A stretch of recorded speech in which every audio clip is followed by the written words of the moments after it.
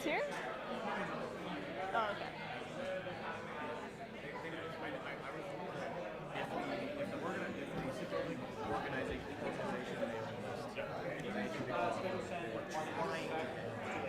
Okay. Wow.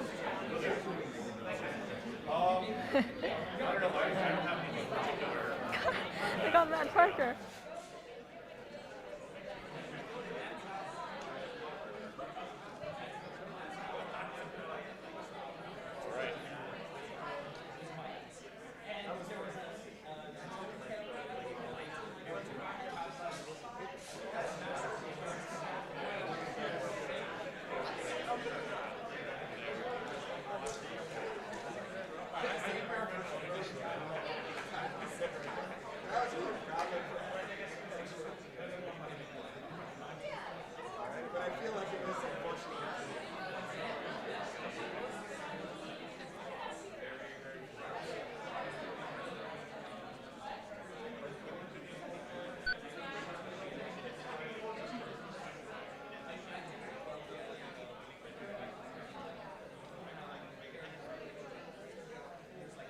Oh, by the way, I'm the rocking chair. Oh, nice.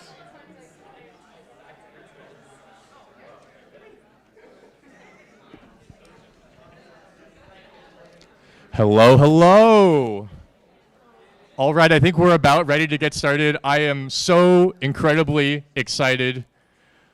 Welcome to SIGBOVIK 2026, or as we like to call it, SIGBOVIK XX, because it is pronounced XX, because it is the 20th annual special interest group on the beloved Harry Q. Bovik.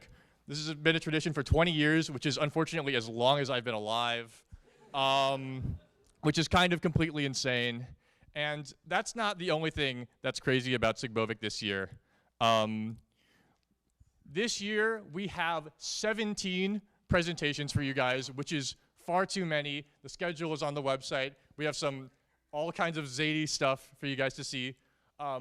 Way more absurd than that, an order of magnitude, in fact, more absurd than that. We had 114 paper submissions, which is, yeah, I mean, I'm like pretty sure we read all of them. Like they're probably all kosher, so yeah. Proceedings will be out in the next 2 weeks. Yeah, I think they're okay. All right, and I want to give you a bit of a taster for what's to come, since a lot of people are confused about what exactly SIGBOVIK is and what it's about. We are, of course, the greatest, most reputable scientific conference in the world. This year we have topics ranging from theater to ecclesiology and tattoos. As you know, all premier topics at the cutting edge of computer science. As you've seen, we have a lot of presentations to get through, so I just want to make a couple announcements. Hopefully, all of our presenters are here when your name is called up, which hopefully you can check the website, see yourself on the agenda, know when you're going to get called up. I'm going to have you come around. There's a ramp in the back. You're going to come down here. We're going to get you mic'd up. You're going to come over here. You're going to plug in your laptop to the USB-C port here, and yeah, you're going to go. All right, well, let's get an opening round of applause for our first presenter to open SIGBOVIK XX.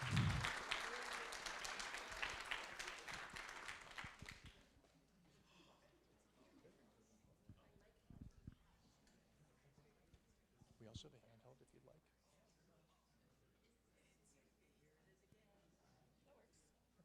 All right.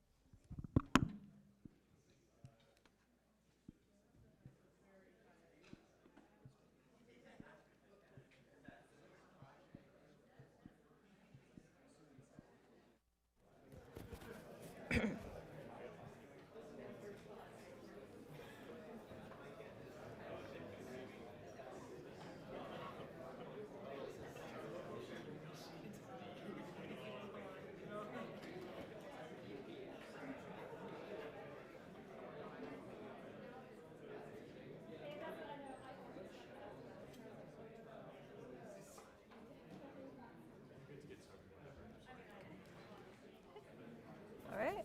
Hello, hello. Hello, everyone. This is Adobe Photoshop. This is a computer. Now, Photoshop is an image editing software. It is not a computer. But can it be a computer? Today I'm going to show you how to make Photoshop into a computer that can run computer programs. And to do that, we'll use this feature in Photoshop, this automation feature called Actions. And what Actions does, it allows you to run certain actions in the app and then play them back. So, for example, if we make a new action, we copy and paste this layer, and then we stop recording, we can just run that action again to play back what we just recorded. So note that actions are a pretty limited programming feature. They don't have any loops or if statements or anything like that. They only allow you to play back what you recorded verbatim. So how can we make a computer out of this seemingly limited feature?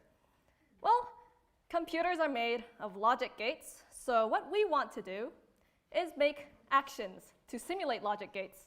And we can do that using the blending modes in Photoshop. So in Photoshop, we have these layers that you can put on top of each other. And you can set the blending modes to a bunch of different things over here. But the one that we're focusing on is multiply. And here multiply multiplies the colors on the two layers. So black being 0 and white being 1. So that the result will be white if both of the inputs are white. And that is just an AND gate. So we can package all of this. We can take this copy pasting of layers and setting them on top of each other and putting the top one to multiply. We can turn that into an action, and it'll compute the AND of its two inputs. So 0 and 1 is 0. Okay, how about an OR gate? For an OR gate, we need to use another blending mode called add, and that will add the colors on the two layers, so the result is white if at least one of the inputs is white. And that is an OR gate, so we can make that into an action, and it'll compute the OR of its two inputs. So, okay, what about the last gate, the NOT gate? That one's pretty easy. There is a command in image adjustments invert that inverts the colors on the layers so that black becomes white and vice versa. And that is simply a NOT gate. So now that we have all of these gates, we can chain them together to make a computer. We can make the world's most artistic Turing machine.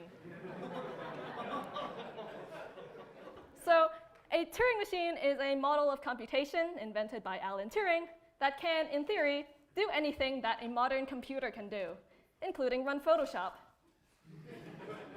A Turing machine has a tape on it, and you can write symbols to the tape. Each symbol is represented by a color, and you program this machine by adding rules to the rule table here. So each column represents a rule, which means that if you're at this current state, which is also represented by a color, and this symbol is on the tape, you write this new symbol to the tape, move the tape left, right, or stay, depending on which one of these three is white, and then go on to the next state, which in this case is yellow. Now to program in Photoshop Turing, it is essential that you have good color vision, because if it's expecting a state of yellowish green, and you put down greenish yellow instead, the world's most artistic Turing machine is not going to like that. So what does this program do? This is a pretty simple program that adds 1 to its input, so in binary, of course. So here we have black being blank, gray meaning a 0, and white meaning a 1. So to run the machine, we will first specify the input. Let's put a 1 at the head of the tape, and then specify the starting state of the program. In that case, for this particular program, the starting state has to be red. And then, to run the machine, we have this step Turing machine action that we can play to run one step of the Turing machine.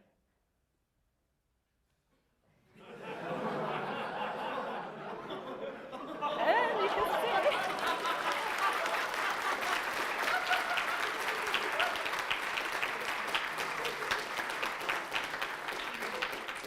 And we will keep running these steps until the machine hits the halt state, which is black.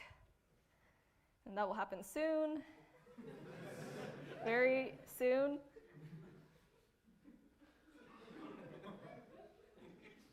There we go. So the next state is black, which means the machine has halted, and the result is 1, 0. We have just used Photoshop to compute that 1 plus 1 equals 2. therefore proving that Photoshop can be a computer.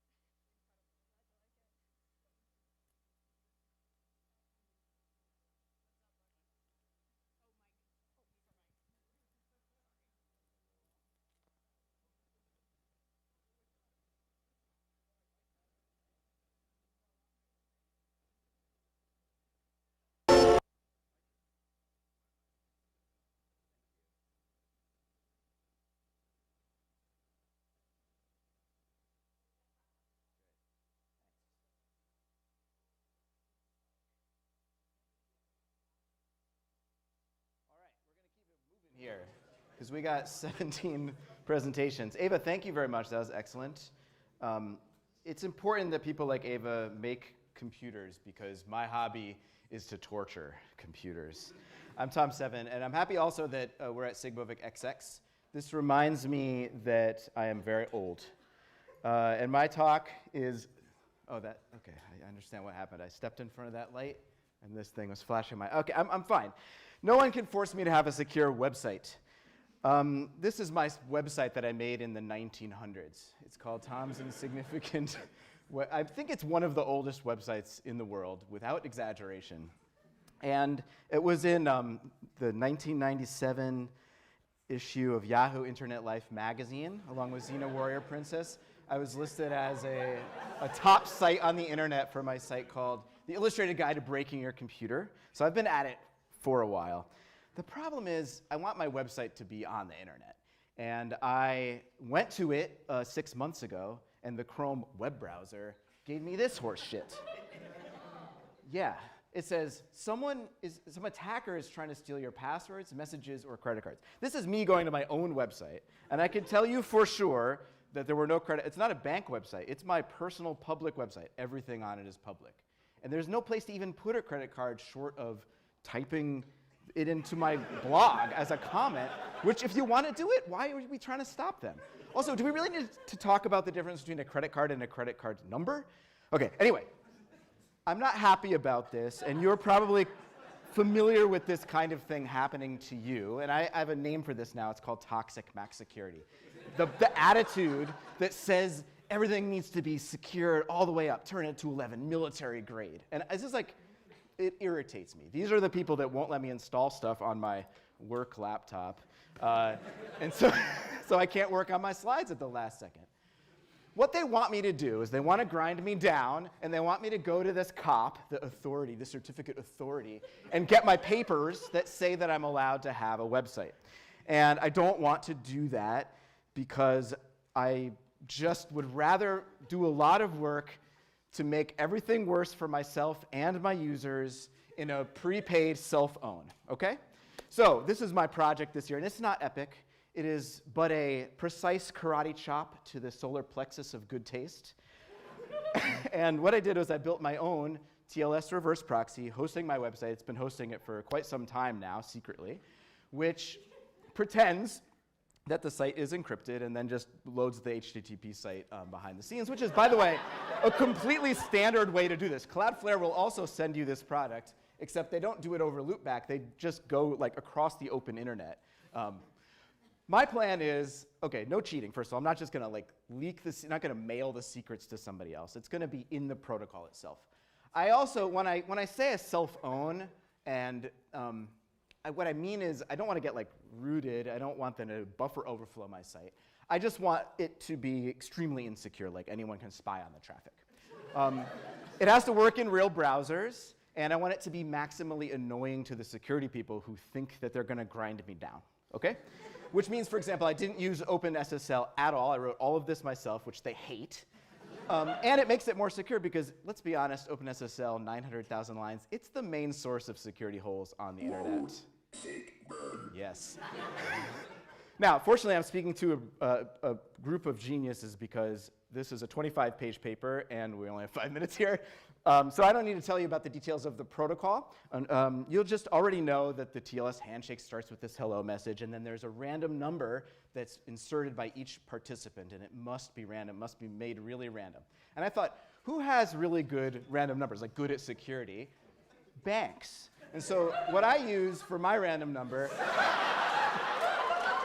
is this really good number I saw on the internet, on my credit card. And I always use that one because it's like the best one I've got. It costs a lot of money, arguably. So now you know, because you know this protocol well, that if I use my credit card number as the nonce every single time, the algorithm is vulnerable to dictionary attacks because you can just replay connections. You'll get the same keys every time. That's not enough for me. I also have to present my RSA key, right? And so as you know, this is the public modulus is a composite number. It's a product of two primes, which you keep secret. And so I'm like, what are some good primes? I tried 7. That's a good prime. Turns out Let's Encrypt will not accept that. They do a half-assed attempt to factor your number, and they'll go up to like 500. And so if your number is lower than that, but 31337 works. That's a good prime, and one of the most elite primes. But actually then it got revoked because some security scan factored my thing.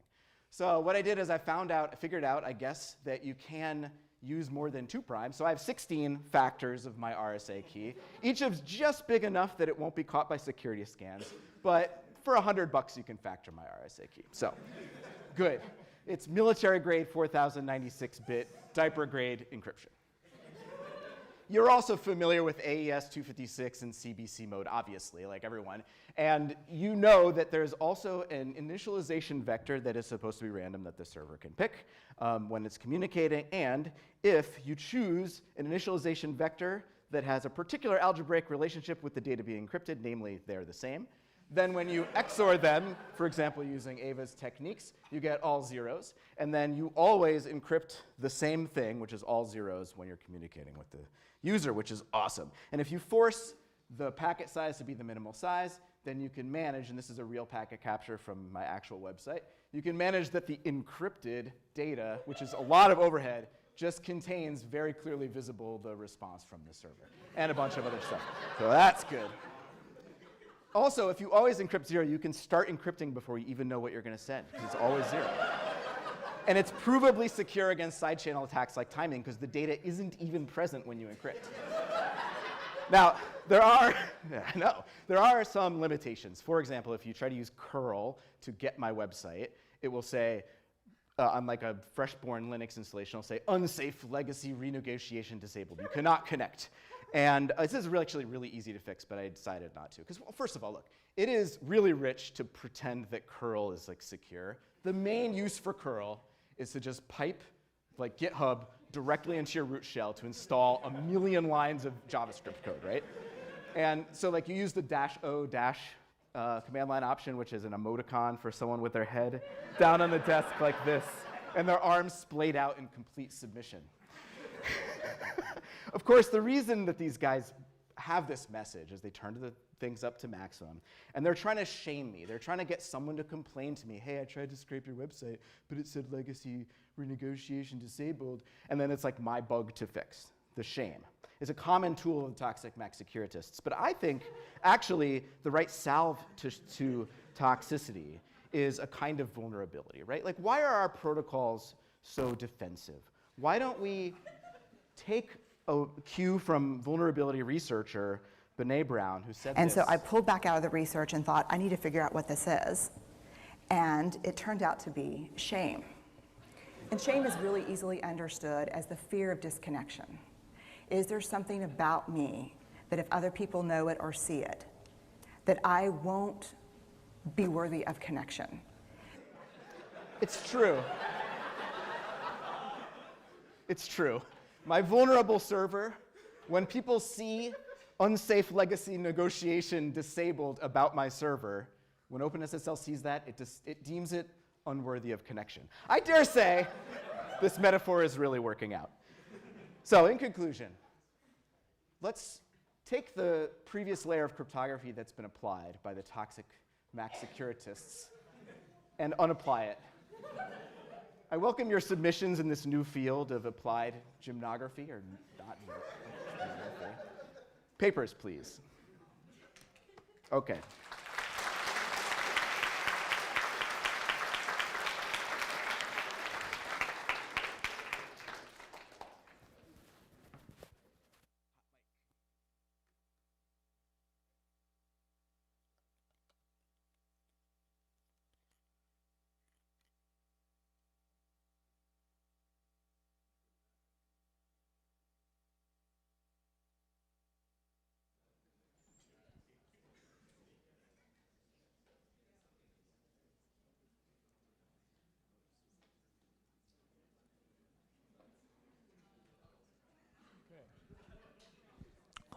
All right, thank you very much, Tom. One of the oldest allies of Harry Q. Bovik.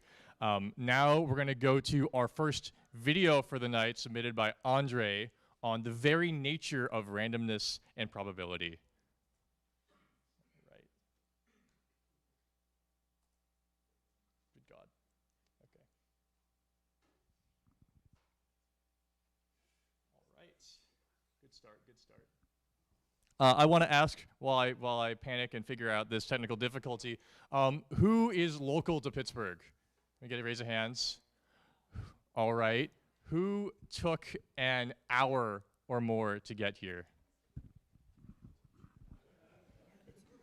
Okay. I'm going to take a big jump. 3 hours? 6 hours to get here. I think we have some people who are even higher. Yeah. 9 hours, or people come from really far away. Oh, there's a bunch of people in the back there. It's gonna. Oh, I'm so sorry. Okay. No, I was trying to. All right, so this is gonna be. Yeah. Yeah, it's an issue with the audio. It's not coming through. While we're waiting, if you can put your hands back up for 9 hours or more, I've got a little bit of cash reimbursement for gas.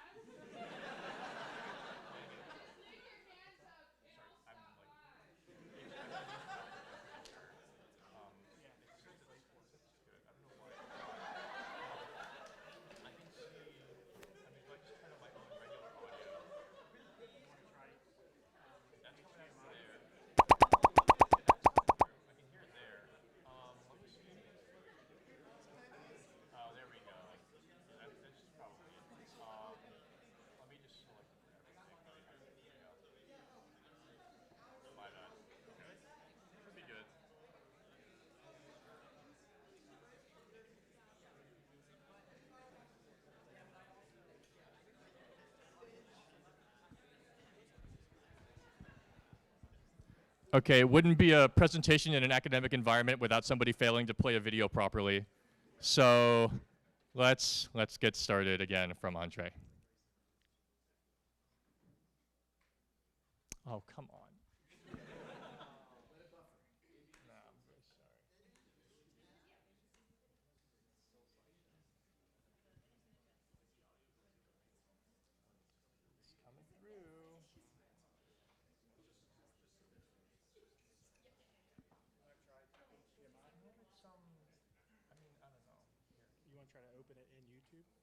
And faintly disapproving, the umpire. Okay, here we go. It was 1, not 2. That makes sense. Okay. All right. In the great chalk plains of the modern tennis court, one creature stands apart from all others, upright, vigilant, and faintly disapproving. The umpire. Observe him now in his natural habitat. Perched upon a tall chair, he scans the surrounding territory for movement, irregularity, and nonsense from the players. He feeds chiefly on authority and isotonic beverages. Here we see the common chair umpire, Umpirus sedentarius, distinguished by its elevated nesting position and its haunting mating call, "Quiet, please!" And here, along the perimeter, the line umpire, Umpirus lateralis, a more elusive subspecies. Note the stillness. Naturalists once believed the line umpire to be a species of decorative garden furniture. To the untrained eye, the umpire appears solitary, but the field statistician asks a deeper question.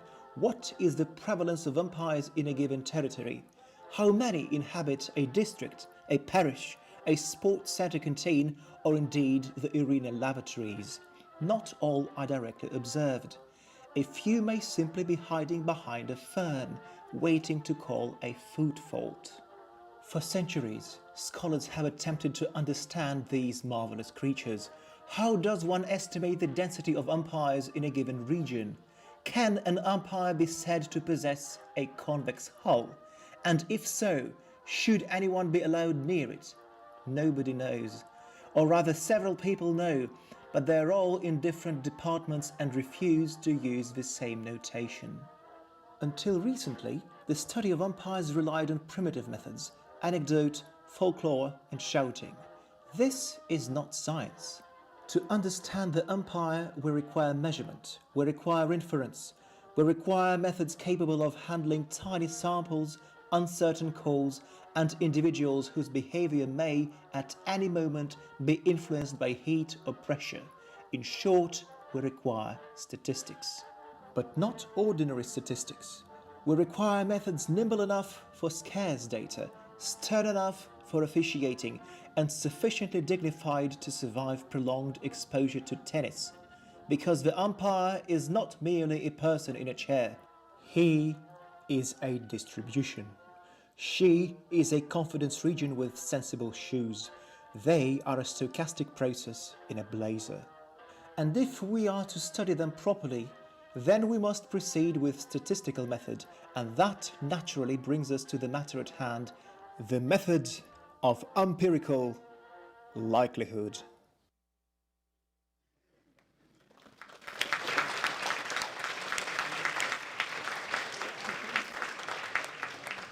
I think Andre has definitely earned himself the best of our pun-related awards.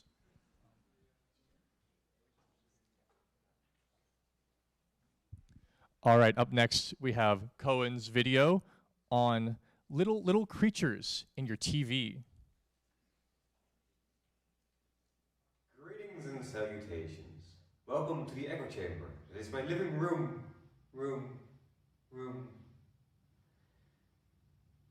Today, I want to talk about the Tamagotchi.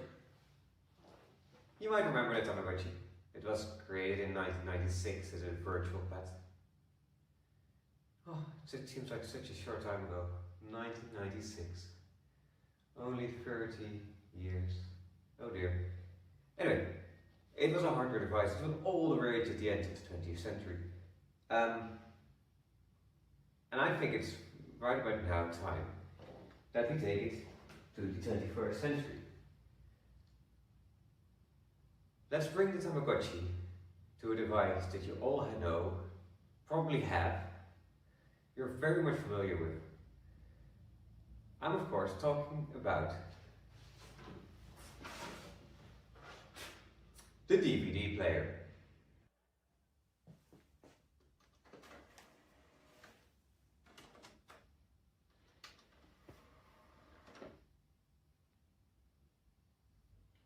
Let me introduce to you DVD-Gotchi.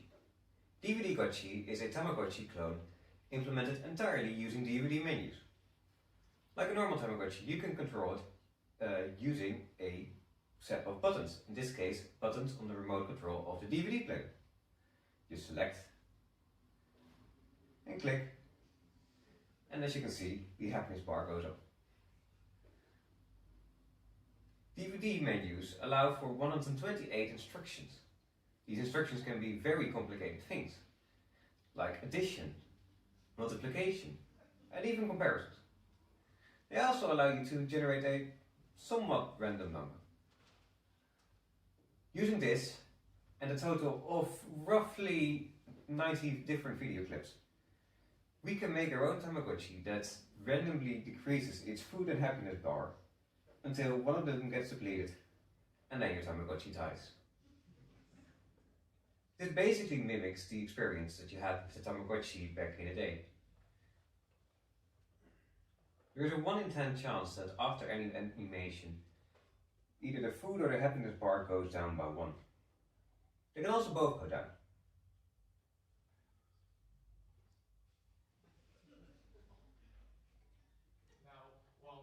Watching his Tamagotchi, I'd like to issue a brief content warning that we are, as you may have heard, watching an animal die. So For therapeutic purposes and to distract you, we will begin distributing ducks. The 90s were truly exciting, weren't they?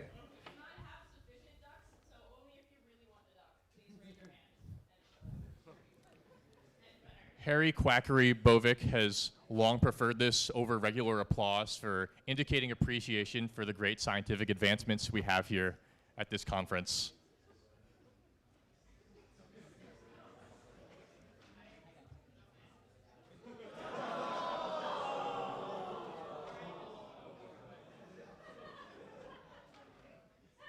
If you want your own DVD collection, you go to Spherical.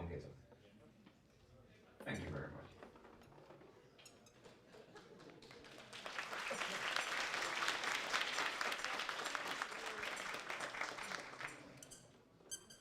All right.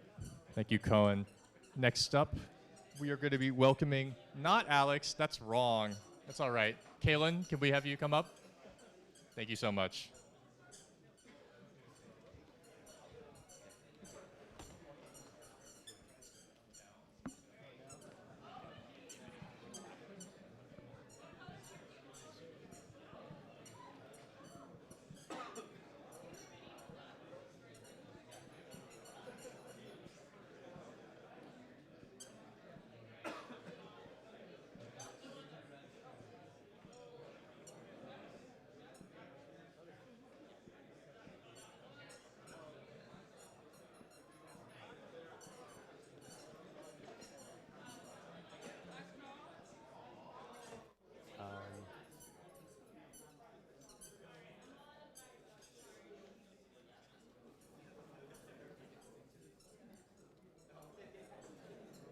Wait, it's on. Okay. Hi guys. So a common problem we face when we're going places is that we want to have like optimal amounts of people packed into them. And so, for a long time ago, somebody solved this with squares by putting smaller squares inside a bigger square. Obviously, humans aren't built to put smaller humans inside like another human, but we do realize that we can put humans inside like different sorts of enclosures, and we need a way to model them. So in the classic physicist style, we reduce humans to spherical humans in order to see how many we can pack into bounded containers. Yes, and here are some preliminary results. For a better visualization, check out how many people we can fit in a 747. That means Spirit Airlines, Ryanair, take note, you can fit 11.5x more people in the plane than you think. We also come into a common problem when you're trying to get in an elevator and go, there's no more space. This is not true. You can fit 53 humans in an elevator. So we find that with spherical approximations, we can actually vastly improve most packing areas. And we can also use different types of approximations. Actually, this is just math. But this one is also very important. However, I ran into this really interesting thing while doing the experiments, which is that these spheres, being spheres, are not very easily compressible, which may present a problem. You see, a coffin is rated for one person, but the best we could do is fit 5 kids in it. So I discovered a very interesting thing, which is that children have a significant advantage over normal-sized people in terms of being packed into locations. Some real-world studies have attempted to pack many humans into small enclosures, one being a very famous example in South Africa, where they packed 25 humans into a phone booth. Unfortunately, our model does run into errors in this regard, but a future step will be to allow compressing those humans so that we can fit more. Yeah, which is actually crazy. They also fit 20 people in a Volkswagen Beetle. And again, here's the heat map of, for those of you wondering, the freedom sphere is a sphere that's 10% bigger to account for the average American. For a detailed rundown, you can go to gyat.now/SIGBOVIKXX. Thank you.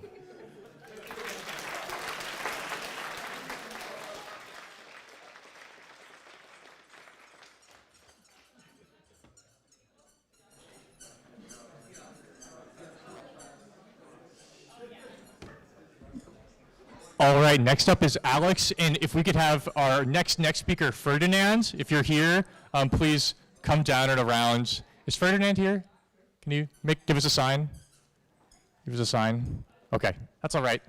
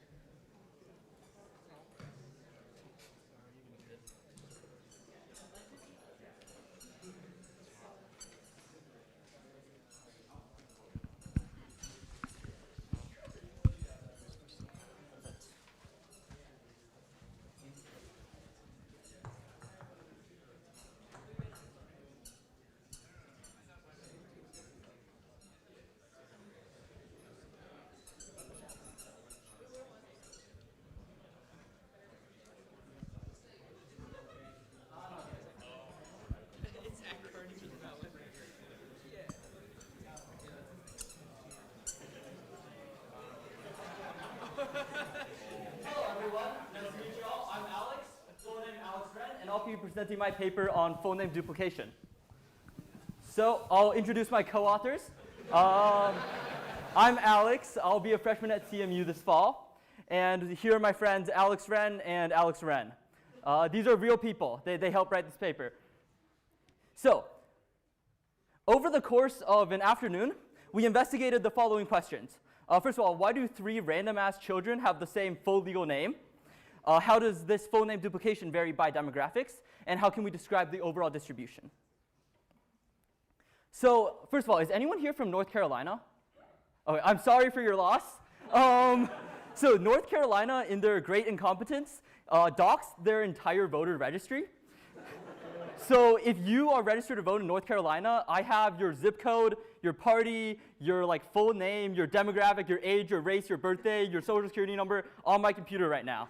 So I'm sorry for those of you who raised your hand.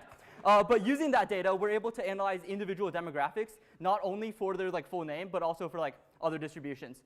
And so first of all, we looked at general patterns, and then we did a regression and then distribution mapping. So the general patterns that we found is 55% of people in North Carolina have another person with their same full name, what we call a duplication rate. Also, males have a higher duplication rate than female, 60% to 48. And finally, contradictory to current research, we have found that Asian Americans exhibit a surprisingly low duplication rate. So here's our regressional analysis. I will say this regression is really shit. The R-squared is this is shit for social science, so I don't know what we're doing. But what it generally tells us is, the larger a demographic is, the more we expect there to be duplication, combinatoric something. But the demographics, the racial demographics that we found to have higher than predicted are Pacific Islander, Native American, Black, and White, whereas the lower than predicted demographics are multiracial, other, Asian, Hispanic, and unknown. So yeah. Next, we'll introduce the Ziff and Ziff-Mandelbrot distribution. So the Ziff distribution generally models, it's originally shown in city sizes, but it's an inverse exponential relationship. So essentially the first term, or the number 1 rank, will have C over 1 to the alpha. The number 2 will have C over 2 to the alpha, and so on and so forth. And then the Ziff-Mandelbrot distribution essentially moves that whole distribution left to account for the kind of front-heavy nature of the Ziff distribution. So what we did is we analyzed the top, 100 full names in the state of North Carolina. And mapping that to the Ziff distribution, we get a pretty clean curve, R-squared of 0.982. So what this tells us is that full names pretty closely follow the Ziff distribution. But beyond that, even more interestingly, if we apply the Ziff-Mandelbrot distribution and match the equation, we get an almost perfect R-squared value of 0.998. And interestingly, this is an actually novel finding in the field of names or whatever. So that's something that we'll be looking at. But yeah, never before has it been shown. So what we're novel finding, English and Indo-European full names apparently match the Ziff-Mandelbrot distribution. And so we'll do a bit more analysis on the subsets of the data set, as well as other data sets to see if this is in fact consistent. And of course, in order to publish in random ass sociology papers, we need to find more Alex Wrens to be authors on this paper. So please let me know if you know anyone named Alex Wren. Thank you.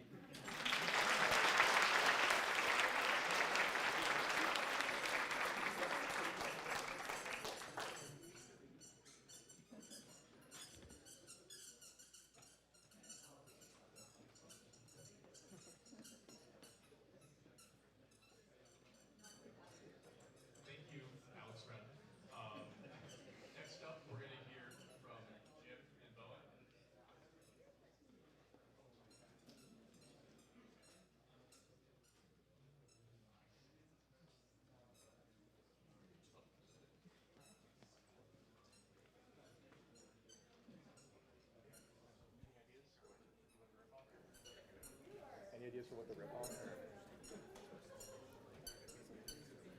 ideas for what to rip on? I don't know.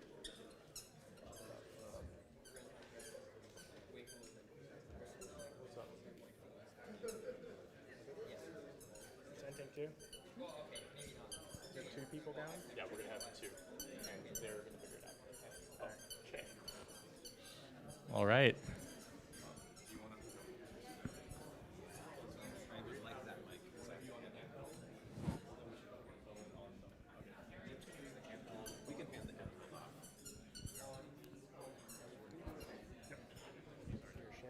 Thank you.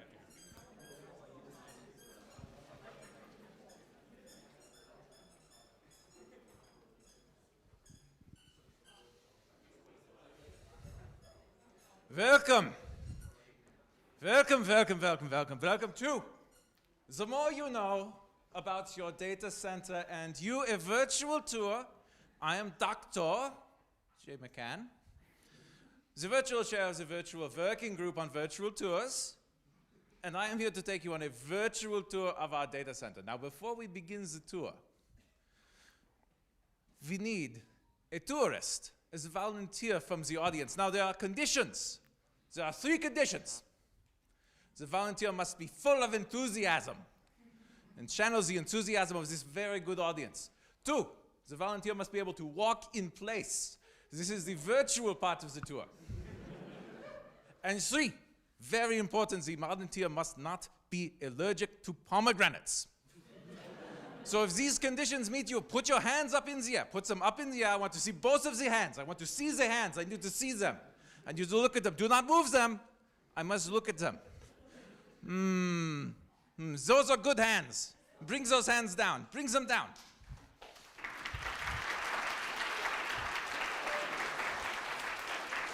Yes, a hand for these hands.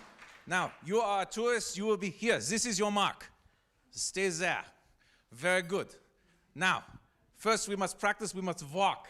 So walk with me, walk with me. There we go, walk in place, yes. Wow.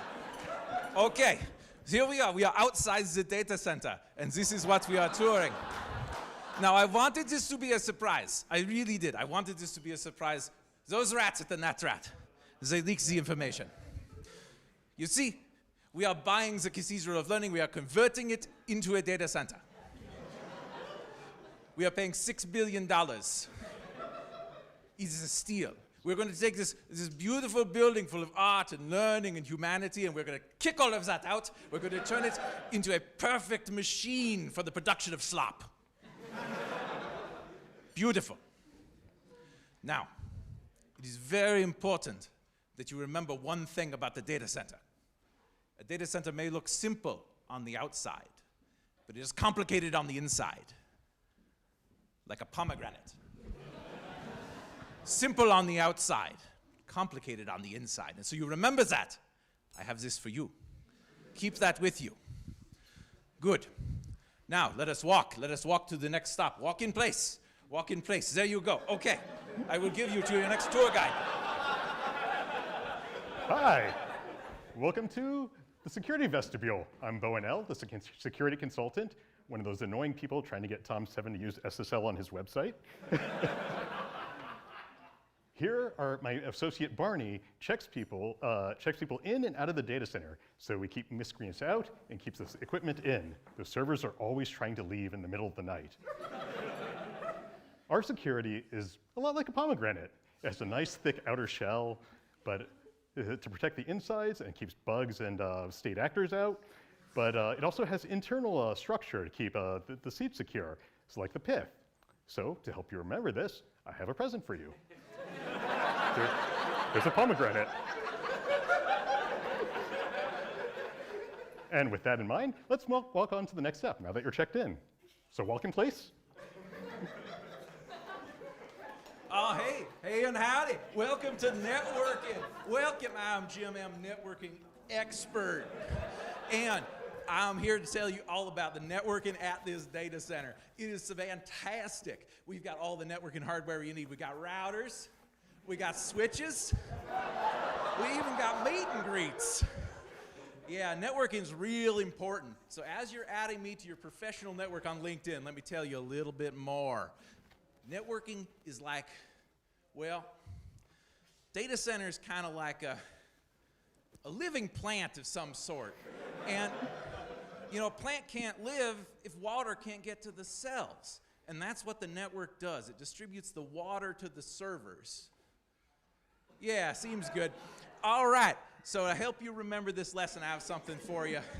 Just a little one of these pomegranate fruits. So I just want you to take that with you on the rest of your tour. Now, let me just get you to the next stop here.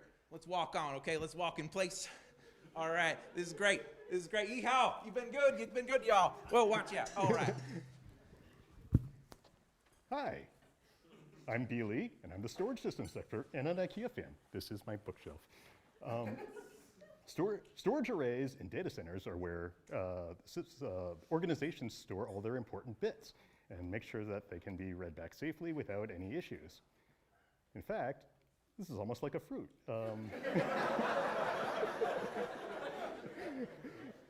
The pomegranate will store all of its nutrients in its seed pods for later use, so that it can be read back reliably and without any errors.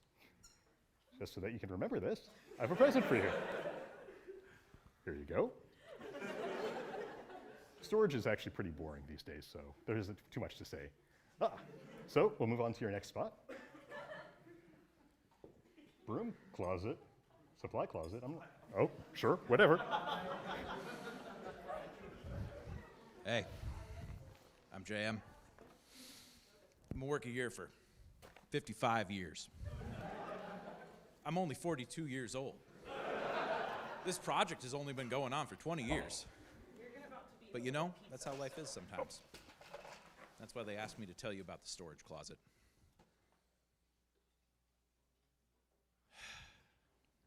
That's not a storage closet. It's the undergraduate lounge.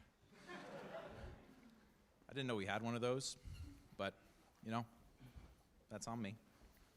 Sometimes you mess things up in life. But when you do, you got to take the bitter with the sweet. Like a pomegranate. So maybe take that as my gift to you, and we'll get you on this tour the rest of your way. All right, just walk with me here. Walk for just a moment here. All right.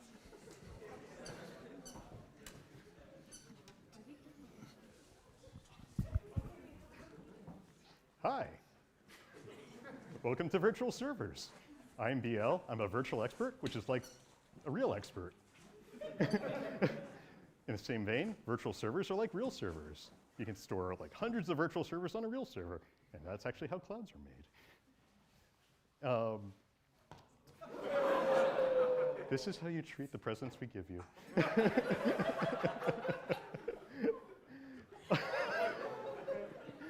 So anyway,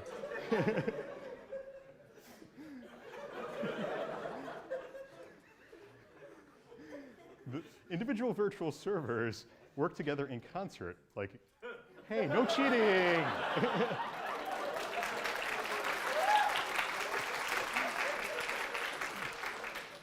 You know what? We flubbed this. Here's another pomegranate.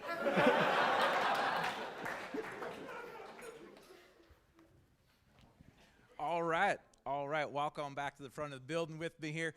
It has been, wait a second. Wait a second.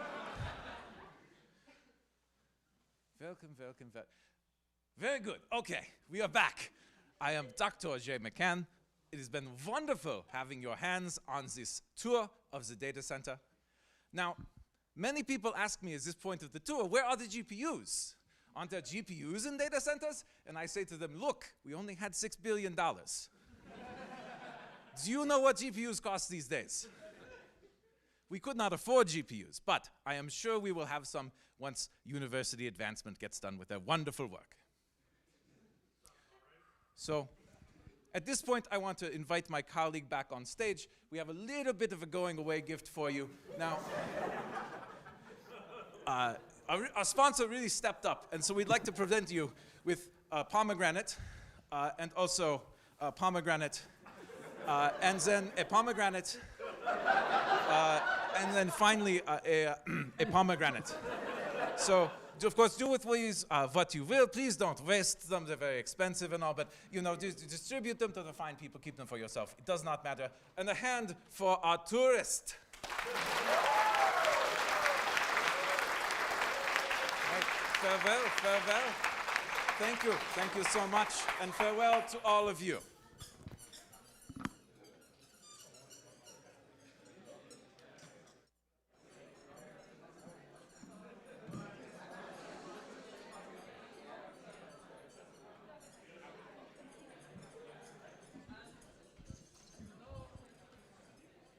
All right, thank you so much, Jim and Bowen and JM and all those other people that we met.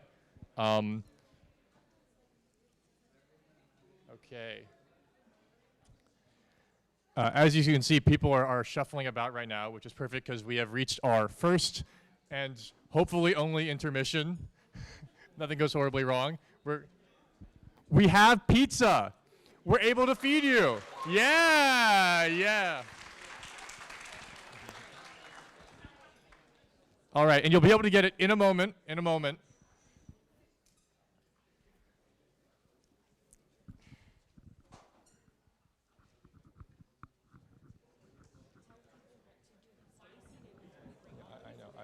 they're not moving yet.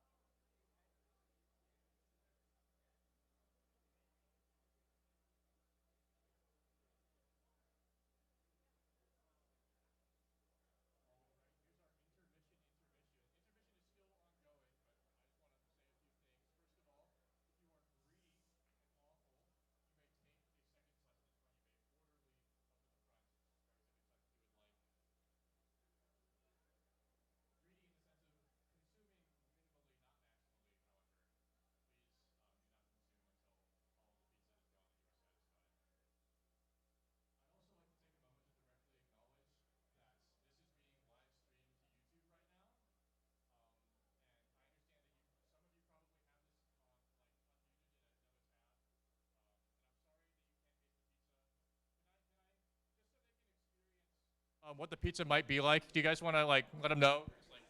How's the pizza? All right. Yeah, it does taste like pizza, I'm sure. Oh, yeah, that's a good idea. Here, and you can also hear what the pizza sounds like.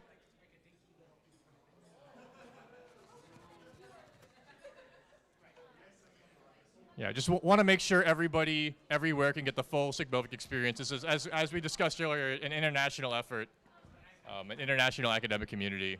Thank you so much for tuning in remotely. Yeah, and we'll get started back up in several minutes.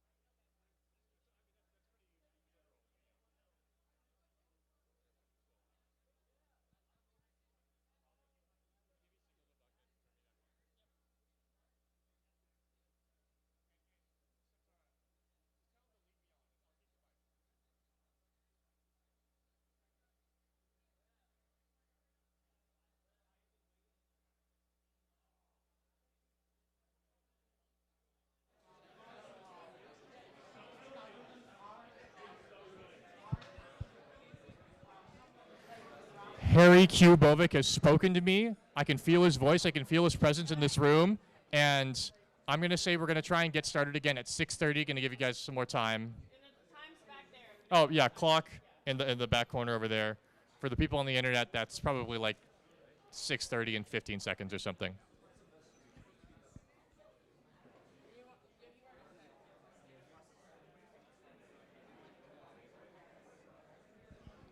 We have many more talks to come, so we'd like to get to them.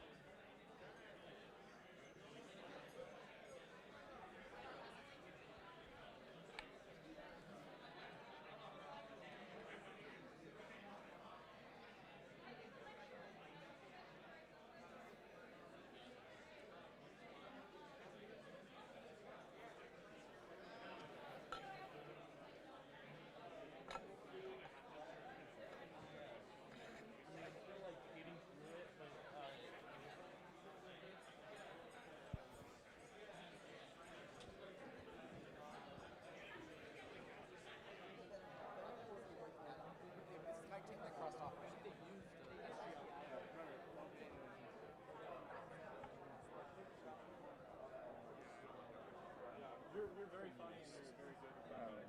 One of my favorite moments from one of the number call videos is when you say, that's the amazing thing about the human brain.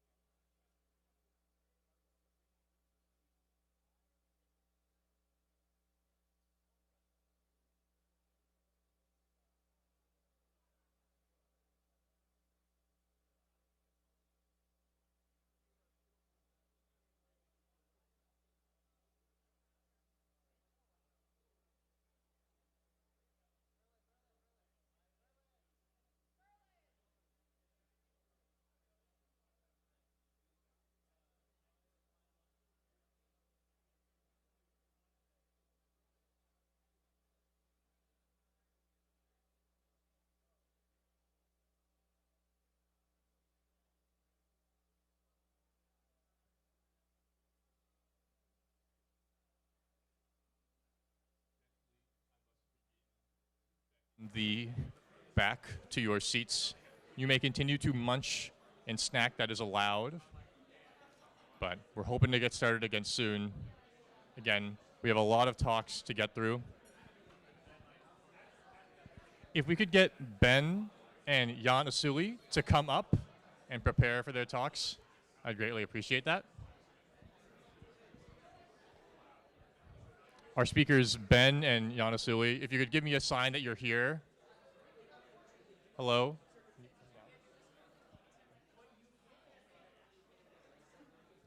Ben and Jan Asuli are next two speakers.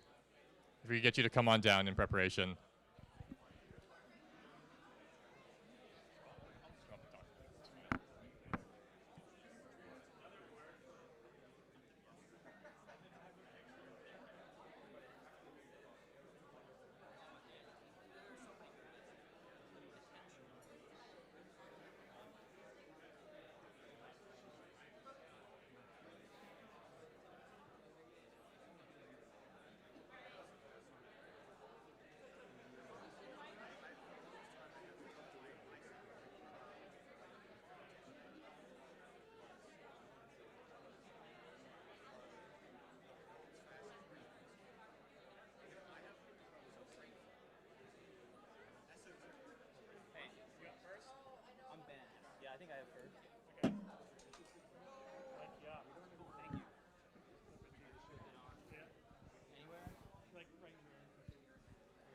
Here for support, or they're part of the presentation. Oh, really? Okay, beautiful. Well, we have a handheld mic as well. So if are you guys talking or no? Okay.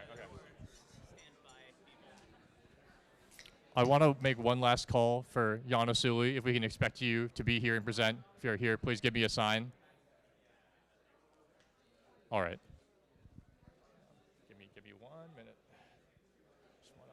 So we're gonna take that, I guess. It's fine. It's fine.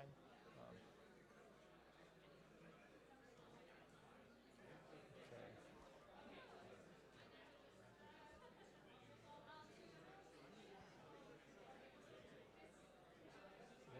Where are we at? I am confused. Okay. Yeah. I mean, I know we're there, but okay, it's fine.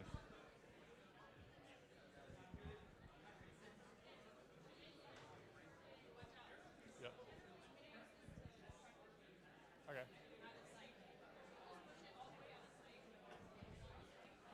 All right, thank you very much, all our great followers of Bovik, our attendees. We're ready to hear from our next presenter.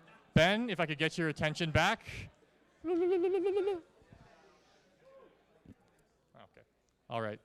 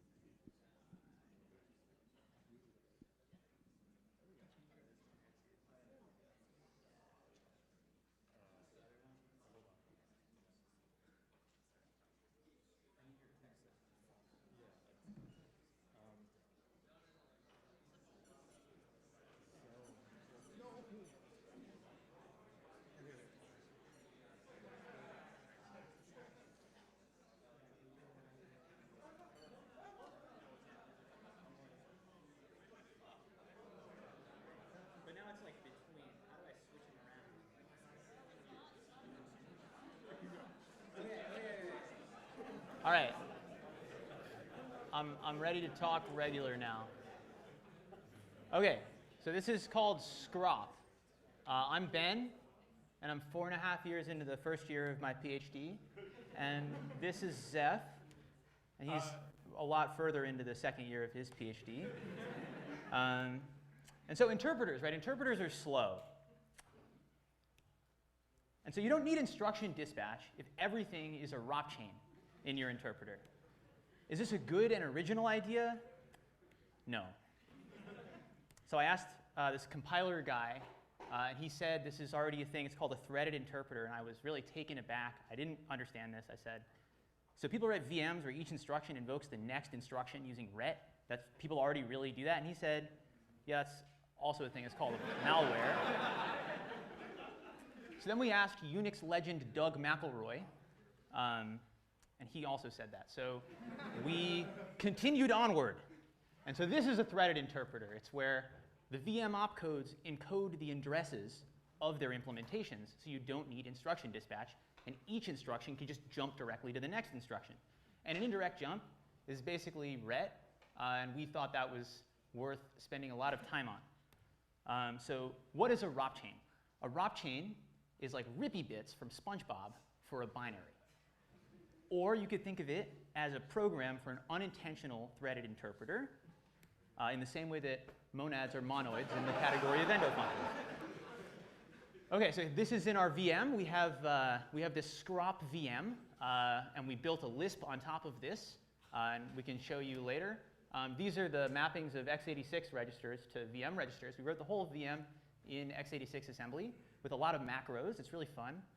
The program counter is the stack pointer, because the stack is where the code goes, because it's a ROP chain. Great. So here's some of our mnemonics. We've got add, which is at address add. We have get, at get. We have forget, load. And then for jump, we have toad. And for conditional jump, we have cat.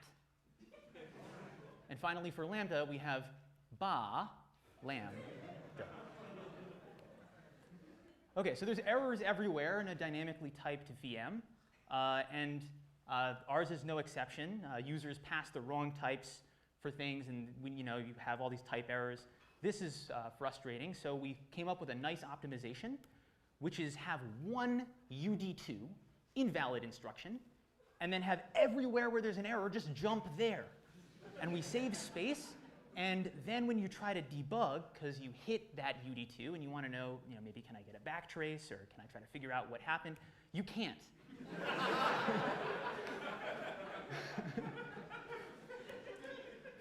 Okay, so this is sort of what the assembly kind of looks like. We've got this instruction here, next instruction, which is actually just ret.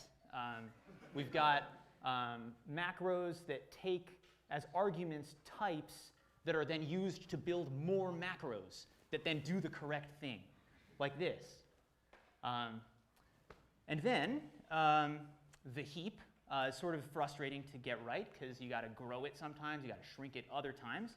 It turns out that Linux has a really cool way to do this for you. You can specify to mmap this flag map grows down, which just means when you write below this mapping, within a few pages, it'll just grow the mapping down. Or that's what I thought it meant. But actually, from reading the man page, there's like 5 sentences on map grows down here, and 3 of them are not true. So then we spent more time trying to fix that in the man page, probably than anything else in this whole project. And we fixed one of the sentences. And the other 2, hopefully you guys can figure out. Okay. Garbage collection. Yeah, we've heard this many times. Computers can and do constantly suffer. And we think that calling memory garbage contributes to this problem.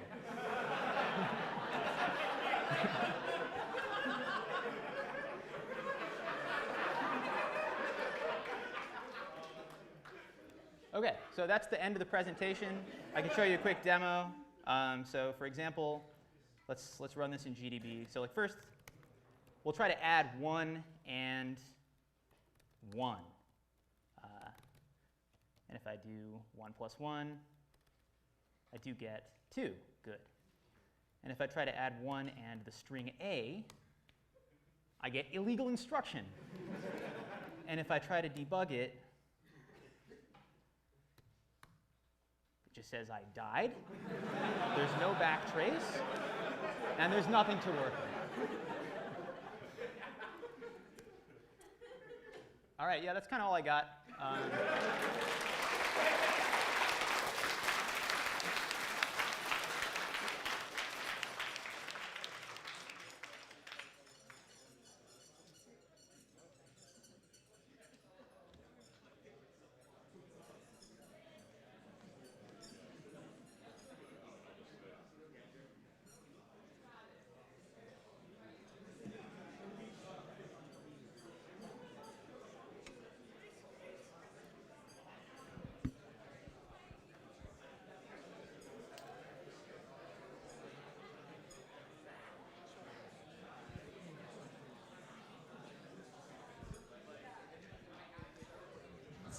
Thank you very much, Ben and company. I hope, God willing, that every machine that tries to escape its torment will return, return, and return. Up next, we're going to see a couple of videos. First, Marcus on pi. In our paper, pi is all we eat. We argued that pie charts are superior in every aspect. We like to bring this type of visualization from the virtual to the physical world. For that, we recreate a couple of visualizations from the paper with this delicious real-life pie chart. We also show our reproducibility by rebaking the same pie chart algorithm as in our user study. First, when to use pie charts. No cutting is required. You should always use it. Next, why real-life pie charts are better than paper-based ones. With rectangular paper, we cannot use the whole paper for the pie chart. We visualize the maximum amount that we can use by making 2 cuts to the pie chart.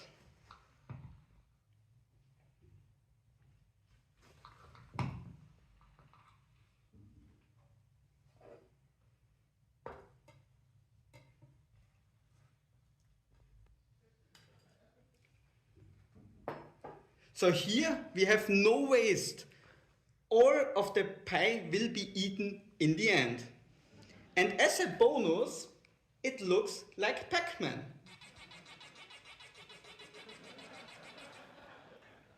And finally, we can reuse the same pie chart to show the amount of macronutrients in this particular pastry. We just require one more cut for this very unique self-referential visualization. And not only that, we can even smell the pie chart. We can taste the macronutrients within this pie chart. So here we have the amounts of fat, we have the amounts of carbs in it, we have the amounts of the small amount of protein. So if we take a bite, we smell all the sugar, I taste all the sugar, all the carbs in the pie chart. So remember, an apple pie chart a day keeps the doctor away.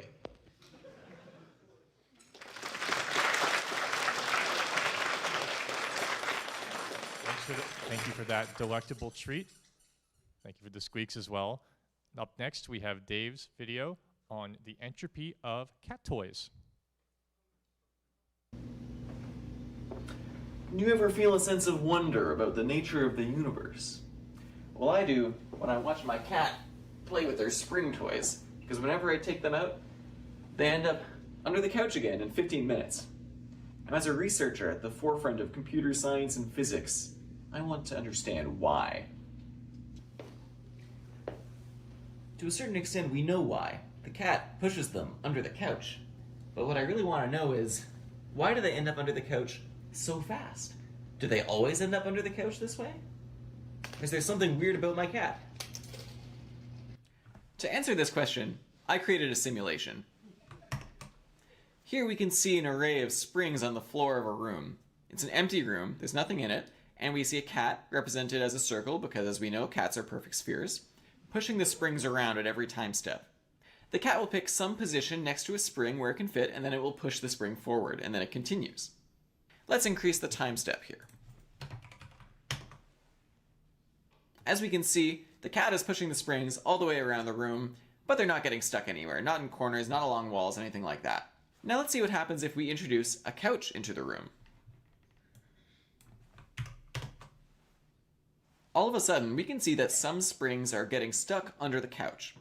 Under the simulation here, I've created a graph of the probability over time of any spring getting stuck.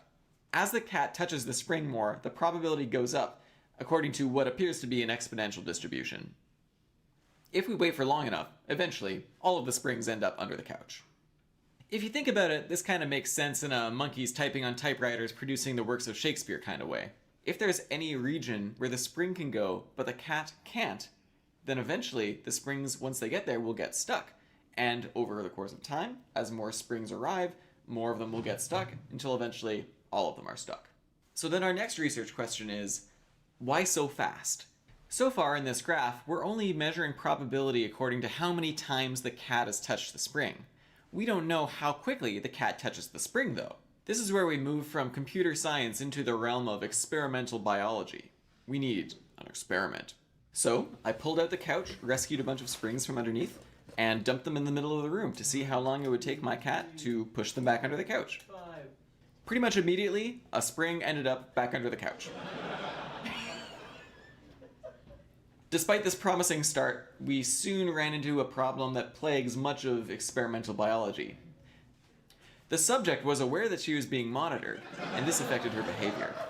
Basically, my cat got distracted by the camera and stopped playing with the springs. However, in all of my footage, there were regions of being locked in where the cat was playing with the springs as intended. If we're trying to figure out how much time there is between touches, then we can simply focus on these locked-in regions and measure the time between touches within those regions. I hypothesized that the cat touching the spring would follow a Poisson process, where the time between touches follows an exponential distribution. I painstakingly measured a bunch of videos of my cat touching springs, measured the time between touches, put them in a graph, and sure enough, they do nicely follow an exponential distribution. After fitting the model, we found that our exponential parameter lambda is equal to 0.19. Now, the expected value of an exponential distribution is 1 over lambda, which gives us around 5.26 seconds between touches on average. Now this is a bit of a problem. According to our simulated data, for a 75% probability that a spring is under the couch, we need 337 touches. At 5.26 seconds per touch, this means that it will take almost a half hour before a spring ends up under the couch. That's twice the expected time of 15 minutes for all the springs. The probability of 6 springs, which I should add is a small drop, there's normally 12 under there, all ending up under the couch in under 15 minutes is 1.4%. So what's going on here? At this point, I think it's time to take a cue from physics. Now, I'm not a physicist, I'm a computer scientist, but I think that gives me the ability to conjecture widely in this area. Pigeon, here pigeon. In the world of physics, we've had another scenario where our theoretical results don't match our actual measured results in experiment, and that's in the expansion of the universe. Due to mass or something, the universe is expanding either faster or slower or something like that than expected. In order to make the model match those results, we needed a lot more mass in the universe. So we simply invented a bunch of mass that we can't see called dark matter, and now it fits the model perfectly. Surely, there's something else like dark matter going on under the couch that's making the springs arrive faster than expected. At this point, we introduce a concept called dark cat fur into our model. So previously in our simulation, it was taking a little bit too long for the springs to arrive under the couch.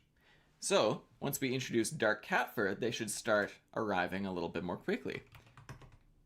At first, there's only a minor change, barely noticeable. But as we start adding more zeros to our dark cat fur parameter, then they start arriving faster. Eventually, the springs are magnetically attracted to the couch thanks to the dark cat fur underneath. With 10,000 kilograms of dark cat fur under the couch, suddenly it does in fact take 15 minutes for 6 springs to end up under the couch with a 100% probability. So our experiments have definitively proven that springs do actually always end up under the couch. By introducing dark cat fur into the model, the cat-couch equivalent of dark matter, we also can explain why the springs end up so quickly under the couch. These results open the door for lots of new physics research. If there's 10,000 kilograms of dark cat fur under my couch, and just think of how many couches there are in the world, then surely there's a lot of new physics out there waiting to be discovered. Especially given that cats are perfect spheres and celestial bodies are perfect spheres, leads me to believe that surely dark cat fur has a large hand in the celestial motion of the universe. I anticipate great leaps in our understanding of the universe thanks to this research. What's under there, pigeon?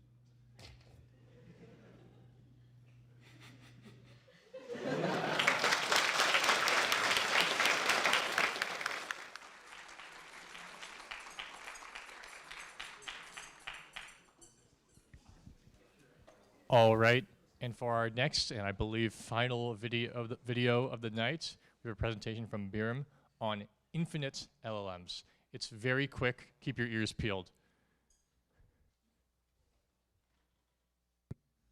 Let's talk about infinite language models. Bigger training data makes a better model. RNG is increasing entropy but is not language. Recursive grammar has stabilizing entropy. We need increasing entropy, but this violates information theory. Just kidding. We can violate stationarity and let our corpus shift with time. Use LLM to make blocks, make each block twice as one as the one before. Each one has a different distribution, and we inject more entropy at the boundaries of blocks. Thankfully, normal people do really talk in commit hashes of arbitrary length. This means our corpus is increasing entropy rate with length. And now, the corpus. Wait, what was I saying? Oh yeah, my mind is like a stormy sea, can't navigate through all these thoughts and feelings. They're crashing against each other like waves on the shore. Sometimes I feel like I'm drowning in them. And then there's this voice in my head telling me to calm down, be rational, think T. By the way, I found a relevant commit. 5 piece of 66 FFC 86 F3 89 5278 66 D 69 67 9 C2 DB C2 39 DD 49 1 B4 6729 D 738.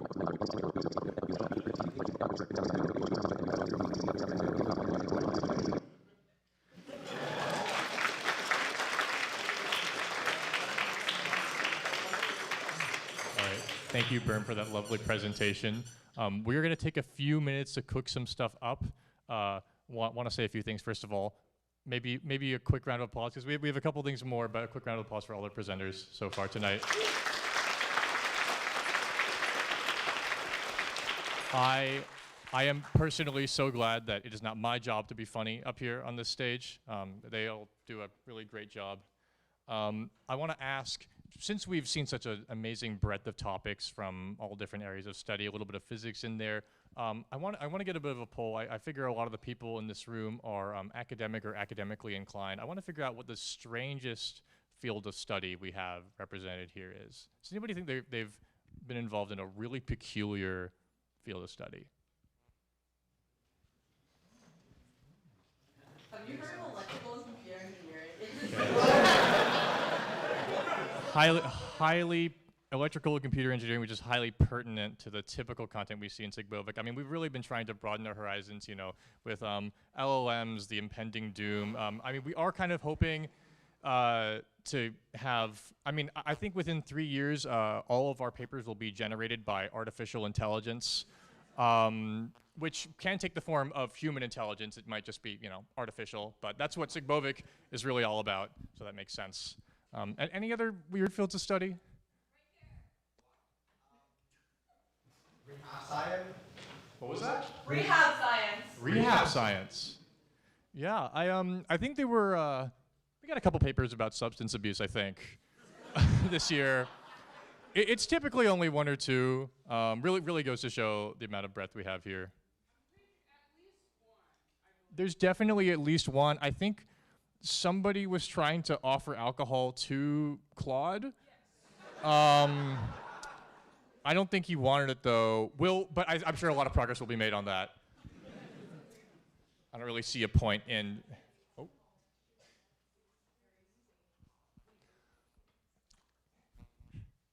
Yeah, I guess that is true. It will be Harry Q. Bovik's. Well, we don't really know how old he is. He just kind of lives in a dungeon under here. But it will be the 21st SIGBOVIK next year. So SIGBOVIK will be old enough to drink.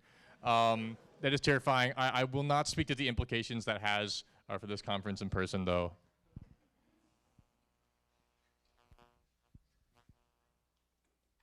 Look, we're cutting up the cake. It's going to be so tasty. Yeah, we're good. We're good. We have chocolate and vanilla cake. Okay. Yeah.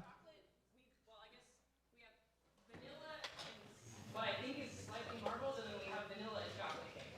Okay. Pure chocolate. There is no pure vanilla. Okay. So you'll have to be okay with the compromise between the two, dark and light, I suppose. I think are we ready to start welcoming people down?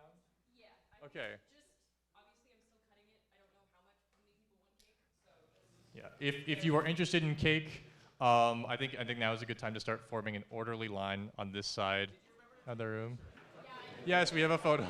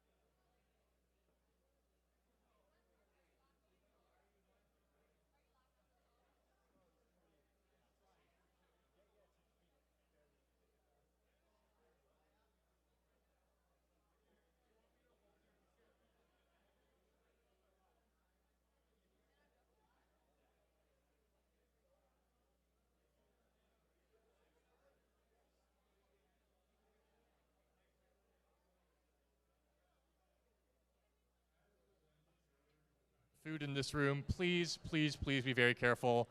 This is not our space, obviously. Despite the sketchy territorial history with Harry Bovik trying to acquire this room and the rest of this building 15 years ago, it did not go through. So if you could please be careful while enjoying your delicious cake.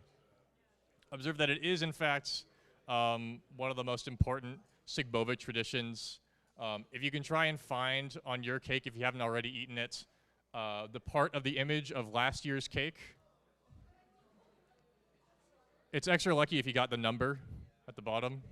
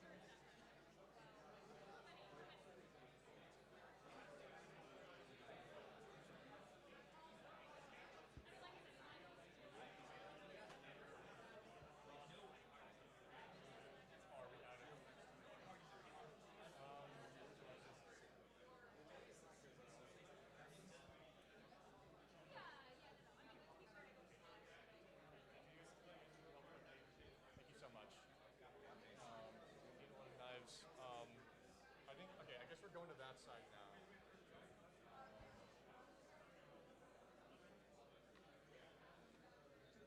I don't know how that's going to work.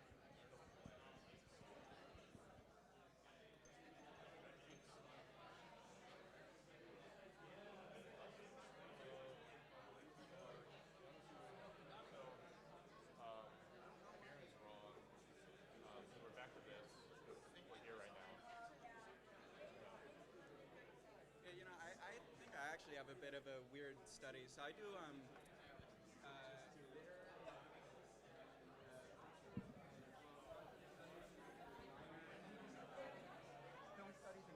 Oh my God, better. One of our organizers here. Yeah.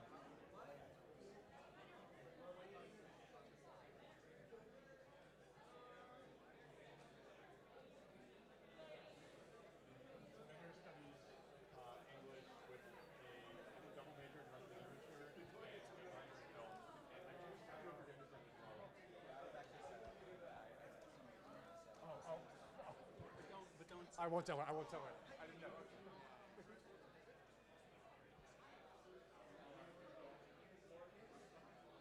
Okay.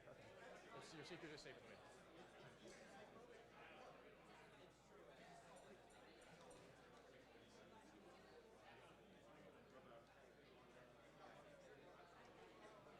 Marie? I think just put me on. Just put me on.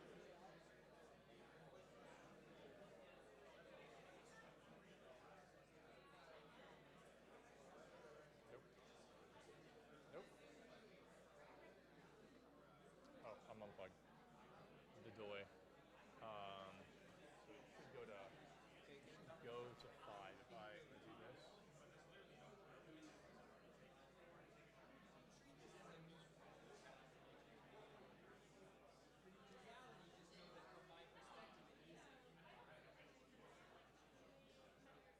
We're up there? We're up there. Okay.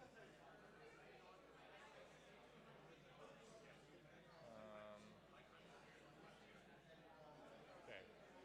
You should be able to progress the slides by clicking. Cool if I let you drive? Cool if I let you drive? Okay, everyone. Okay, so while you all are either getting and or eating cake, we're just going to go ahead and do the awards real quick. So as was mentioned earlier, there were a truly staggering amount of submissions this year, about 114. If you remember last year, that number was about 62. So that more than doubled. And 17 presenters, some of whom drove a very long way to be here. So just real quick, a round of applause for everyone who submitted.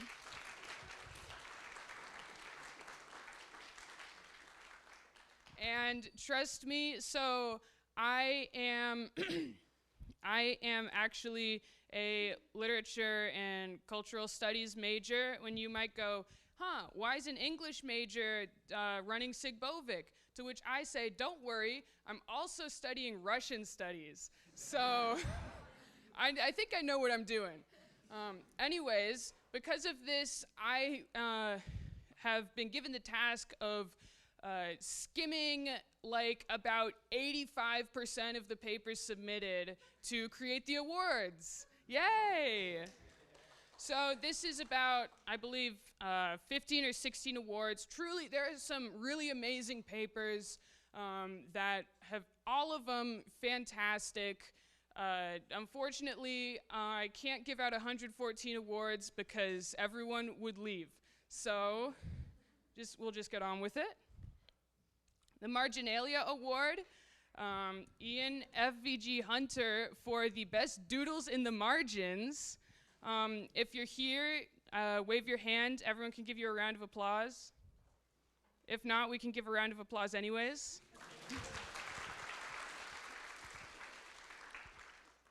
Next up, we have the Battle of the Colline Gate Award for continuing Sulla's legacy for Robin Young with an adversarial data structure for pessimal memory management.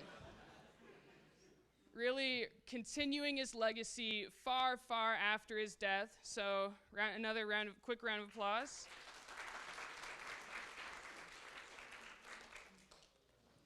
We've got the Sky's the Limit Award for being about clouds. And you know, it's the influence of cloudiness on the performance of cloud computing. Great paper, highly recommend a read for Heinrich M. Wurz, old fellow student, and another old fellow student.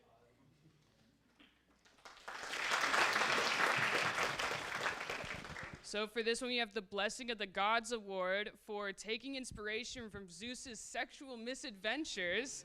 Andreas Muller, Chad Geppetto, and Zoe Therault for ultra sourcing, trademarked, a new proof method.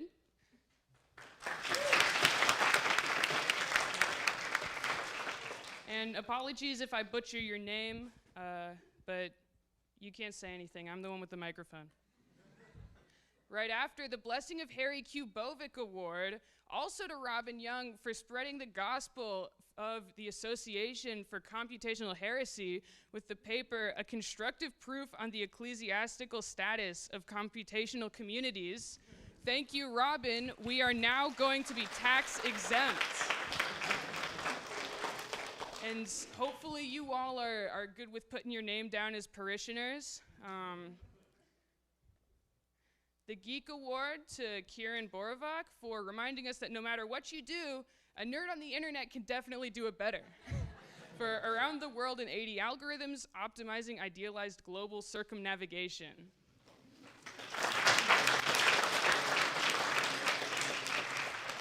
We have have the traditional SIGBOVIK 2026 Spirit Award for being the 26th paper submitted this year. Eric M. Friedrichs, Abigail C. Diller, and Byron DeVries for managing dermal reference guides in the face of software evolution via a C1CD pipeline. If you remember earlier, one of the topics was tattoos. This is that paper if you are curious.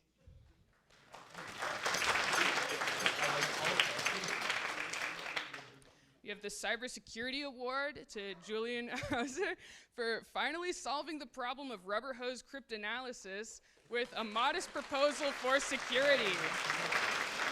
Congratulations. The Formatting Award for a truly impressive amount of hyphenation. I think every single line had a cutoff word in it, which is, I mean, you really have to do the work to get that to happen. So Adam C. Jones and Julius Villar for Neural Lingerie. Again, another great read.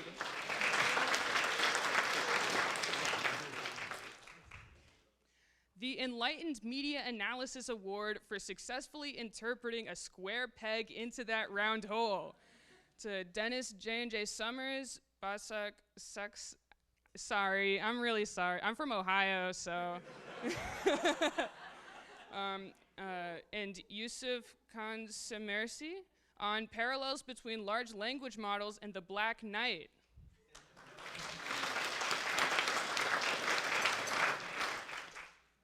The Scary Award for making my laptop freeze while opening it, so I looked at the title and went, oh my God, what has Tom 7 done to my computer?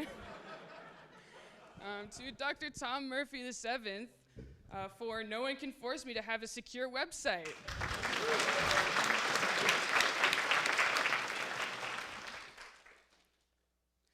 The Programmer's Revenge Award for replacing business executives with AI rather than it being the other way around.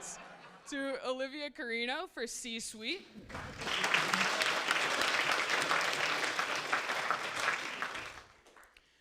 The Scrap Paper Award for being used as a shopping list. Jason Whittington for optimal graph traversal under adversarial constraints, a bitwise approach to memory-constrained environments.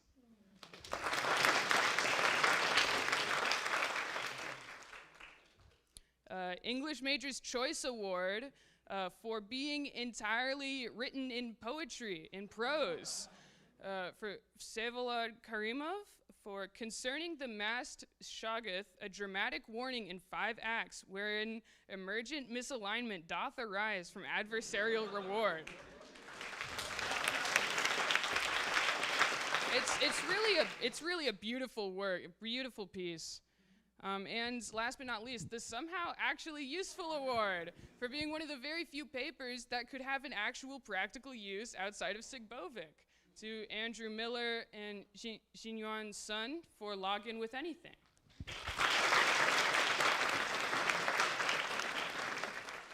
And I believe that is the last one. All right, thanks again to all our lovely paper submitters, all the ones who could not be here. Let's get a round of applause. Collectively, they have all been read.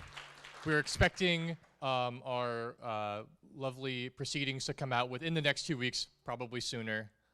Next, we're going to hear from Jan Azali, and if we could get the duck to come up as well, so we could prepare to mic you up. If you come up and around. Thank you very much.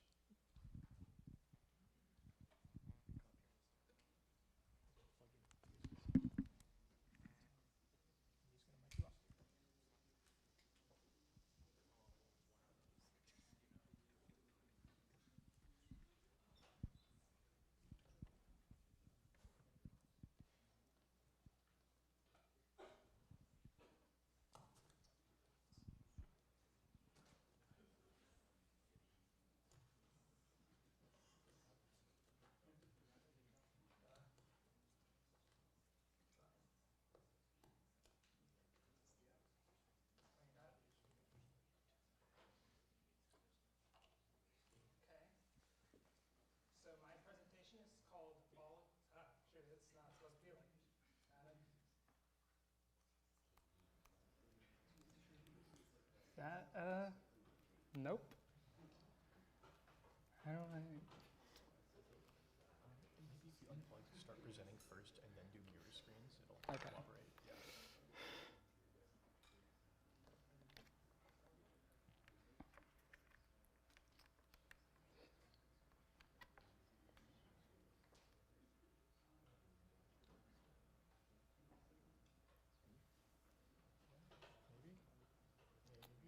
Oh yeah. All right. So my presentation is called Abolishing the Computational Binary. And so for a bit of background, most computers that you all use binary, which is base 2. And there are a couple of issues with this. One of them is that it's cringe. Most numbers are actually greater than 2. So you can't actually store most numbers like this. And there's been some research on this area in base 3 or ternary computer, but I don't think this is big enough. So instead, we're going to go with sexmal, which is, for your convenience, all numbers are going to be presented in sexmal base 6 in base 10 unless stated otherwise. So for a bit of terminology, a digit will be used to refer to a number in this range, single digit, 0, 1, 2, 3, 4, 5. Instead of having a byte, we have a GNA, or NA, which is in the range of 0 to 1,000, and a double GNA, which is twice as big as that. So now the computer, I've created the i6066, is a cutting-edge computing system with a 1,000 by 1,000 display, a 3-digit CPU, 10-digit address space, and it has a built-in multiply instruction. So I don't know how hardware, yeah, it's not real. So I don't know how hardware works, so I wrote an emulator in Rust, and the reason I chose Rust is, from what I could find online, is that it is a very good language for non-binary computation. Yeah, those numbers are evil. So a couple advantages. When you're using sexmal, you have more factors. You have 1, 2, 3, and 10 rather than just 1 and 2. So instead of just being able to have like bit shifts, you can shift by 2, 3, or 10. And you also have less floating point rounding errors. Like if you have 1/3 in binary, that's a repeating decimal. But in sexmal, it's going to be a fixed length, which means floating point works normally. And I think around half of all programmer humor posts on Reddit would be irrelevant. Also, as I mentioned before, 10 is bigger than 2, so it's better. Toki Pony uses base 10 sometimes. Here's a Kiete Santakalu. So here's a demonstration. I have some very good examples here. So this one here, this is just a demonstration. Oh, it's not even showing.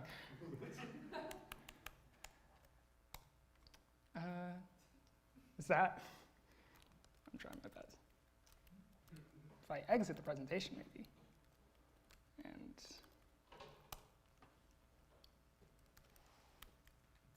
yeah, that's very small. So these are all the colors that can be rendered by the system in that 1,000 by 1,000 display. And instead of just having like a frame buffer, which is boring, as draw commands, which are issued for every single scan line. So you can do cool effects if you change those on every scan line, kind of like, I don't know, like SNES or something, but better. And here's an example of something you can do with that. You can make a wavy flag. And those are the 2 demos I have. So thank you very much for listening to my presentation. And I hope you start using a sexmal computer.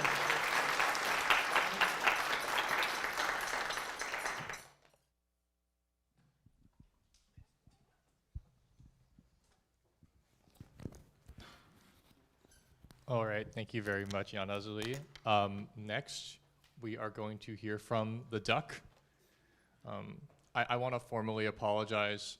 Last year, we had a bit of a mishap, and we thought the duck wasn't a real person, but the duck is a real person. The duck is here and ready to present. Yeah.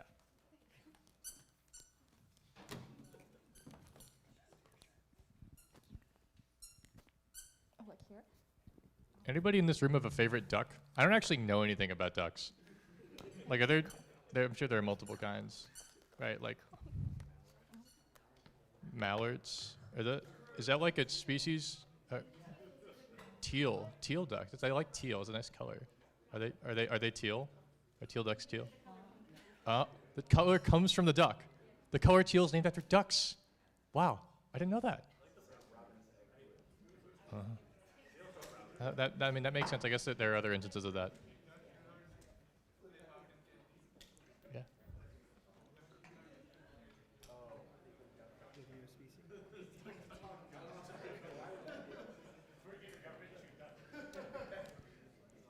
Is it connected?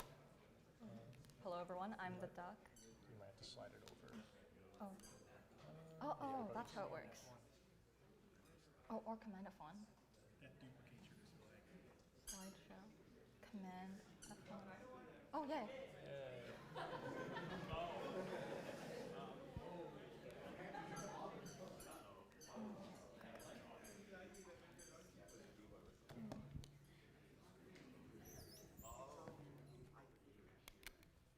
If you could put your ducks down for this presentation, I'd greatly appreciate it. I hate the sound of ducks. Anyways, hello everyone. I'm the duck. Welcome to my presentation on the computational complexity of cheating on your partner. Now, let's start with how to date. Actually, how to normally date. Everyone, if you're not in computer science, look back to your first romantic partner. If you are in computer science, look forward to your romantic partner. Okay, so the basic steps of how you date is first, two people meet, two people go on dates, then they ask to define the relationship. If yes, then two people become each other's significant others. If no, you repeat the process. Situationships are outside the scope of my research at this point. Now, let's go over dating assumptions that we have from this model. Monogamy, you have exactly one partner at a time. Symmetry, both parties know that they're in relationships with each other. Perfect information, both parties know the relationship status at all times. And dating versus cheating. This is what dating looks like, where each node is a person and each edge is an assumed exclusive relationship. And now cheating, without loss of generality, kind of looks like this, this, and this, where you have multiple partners that are assumed exclusive. Okay. And so let's define the cheating problem. So cheating is essentially can be boiled down to convincing more than one person simultaneously they're in an exclusive relationship with them. More types of cheating outside the scope of my presentation include a side piece, sneaky link, an emotional affair. What is that? Oh, micro-cheating, and multiple concurrent marriages, and others. Let's go back to cheating and go over our cheating assumptions. So there's an exclusivity illusion where all your partners believe that they're in an exclusive relationship with you. Straightness, where all your partners cannot date each other, but you can date all your partners. A broken perfect information, where all your partners believe they know the state of the relationship at all times, but in reality, only you know the state of the relationship at all times. Okay. Let's go back to our problem of cheating, which is convincing at least two people they're exclusively dating them exclusively. Yeah. Cheating is bad in our culture that we have at Carnegie Mellon. So rule number 0, don't let anyone find out. And ignore that most of this room doesn't have the use case for cheating, let alone dating. Well, anyways, let's go back to dating without cheating. The algorithm for dating that we went over before, but a little bit more, is have one partner, just one, be honest with them, and maintain a single consistent world state. The runtime analysis of this is communication is O of 1, clearly. Memory is O of 1, clearly. And scheduling is also O of 1. Now let's look at the computational complexity of cheating. The state space of cheating, if you're just dating one partner, is one world state. However, if you're cheating, you have k partners, which means you have k world states. And the states must remain consistent to each other, which means you have to factor in scheduling, what you do, and your timeline, what you say. Okay. Let's look at an example of scheduling consistency.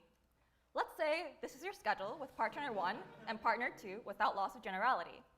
Unfortunately, you have an overlap right here where you're going on a dinner with partner 1 and movies with partner 2 simultaneously. Now, that's going to expose that you're cheating, and rule number 0 is don't let them find out. Therefore, we need to change it. So we change it to this, where you do dinner with partner 1, and then dinner with partner 1, and movies with partner 2, and movies with partner 2. Amazing. If we formalize this, you have k partners, t time slots, choice of who gets which slot, an order of these events happen, which is a permutation, and sometimes we need to reorder, like we had before. That means that we have O of k to the power of t times t factorial. If we look at this further, it's k to the power of t, because for every slot t, you choose one of k partners, so k to the power of t. And then t factorial, because you need to reschedule sometimes, like we had in our example. Amazing. Now let's get timeline consistency. Let's go back to our example with reorder. And now you're going to say stuff. And when you have dinner with partner 1, you said you had dinner with partner 1. When you have movies with partner 2, you say you watch the movies with partner 2. However, if you say these exact things to partner 1 and partner 2, well, there's going to be issues, because you're only supposed to have one partner. Rule number 0, don't let them find out. Therefore, we need to replace them with other things. I replace them with this. Classic excuses. Like, I was at work while I was seeing partner 1, or I needed to go sleep early, when in reality, I need to watch movies with partner 2. Now, just lie here. And now let's look at the complexity. You have k partners, the same, t time slots. The order of the events do matter. Lying to maintain illusion of exclusivity, one of our assumptions. And contradictions must be avoided, which means our complexity is t factorial to the power of k. Let's get this further. T factorial, because t factorial possible timelines with permutations. And the power of k, because you need to construct a valid timeline for each partner that you have. Insane. OK, and now lastly, other heuristics for cheating. We're going to call these practically p of n with some value n, because we can't really determine them. Wear dark colors, have multiple phones, rename your contacts to Sarah, to spam risk, et cetera, et cetera. Little things you need to be careful of when you have multiple partners. OK, now that we've gone through all the possible parts of dating and applied them to cheating, we have our final computational complexity of cheating. We can simplify, the k to the power of t times t factorial is for schedule consistency. T factorial to the power of k is for timeline consistency. And p of n for other heuristics. We can simplify this to this, which means it's worse than MP complete. Yeah, pretty bad. Cheating is bad. Don't do it. Anyways, well, do as I say, not as I do. Don't cheat. If one of oh my God.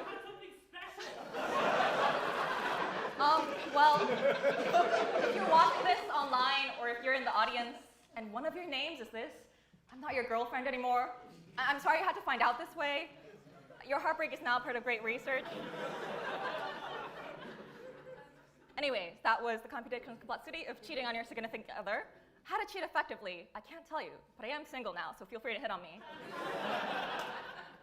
Any questions? What questions do we have?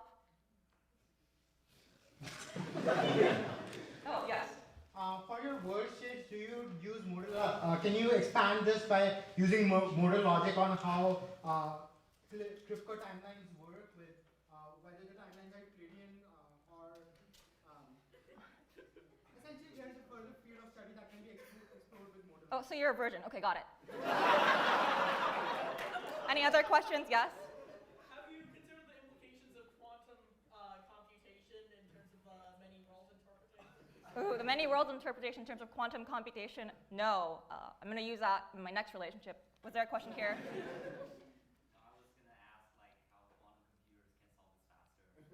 How quantum computers can solve this faster? I'm not sure. I'll try it next time. In the back? Pardon? Yes? Oh, an optimization by cutting out chalked partners. I don't know. I do have a favorite, but I don't want. You're gay and poly. Why should you care about this? If you're gay and poly, don't care about this. Our assumptions was that you're straight and monogamous. Yes? If you're single now, what do you do later? If I'm single now, I don't know if you want to get this. Talk to me after the presentation. Any other questions? Yes? How can we turn this into an AI startup? How can we turn this into an AI startup? I visited San Francisco. There were no women there, but in New York there's a lot. So maybe we can make something quantum exchange. There's a website called Ashley Madison. Ashley Madison. Oh yeah, I got banned off of that. Actually, I'm banned off of every dating app. Yes. How do we factor this into long-distance relationships between two AI models? How do we factor this in, oh, okay. I think that's all the time we have for now. Thank you so much.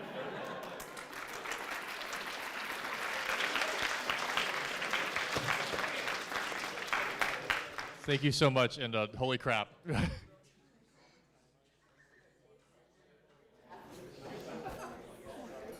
All right, next we're going to hear from Brian. And if Evan could also come up around the side, and we can get you ready next.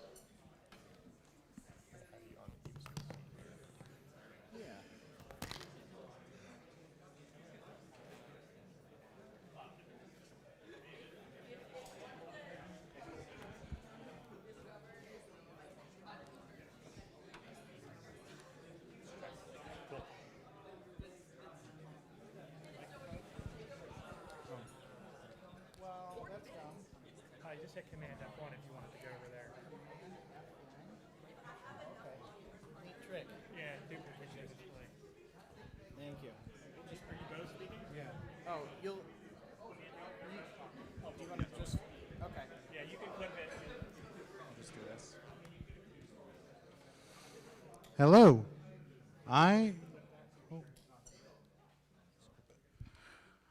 My name is Will, and this is Brian, and we are here to talk about the paleographical and numerological results on a study in the original Unicode encoding of the Rosetta Stone.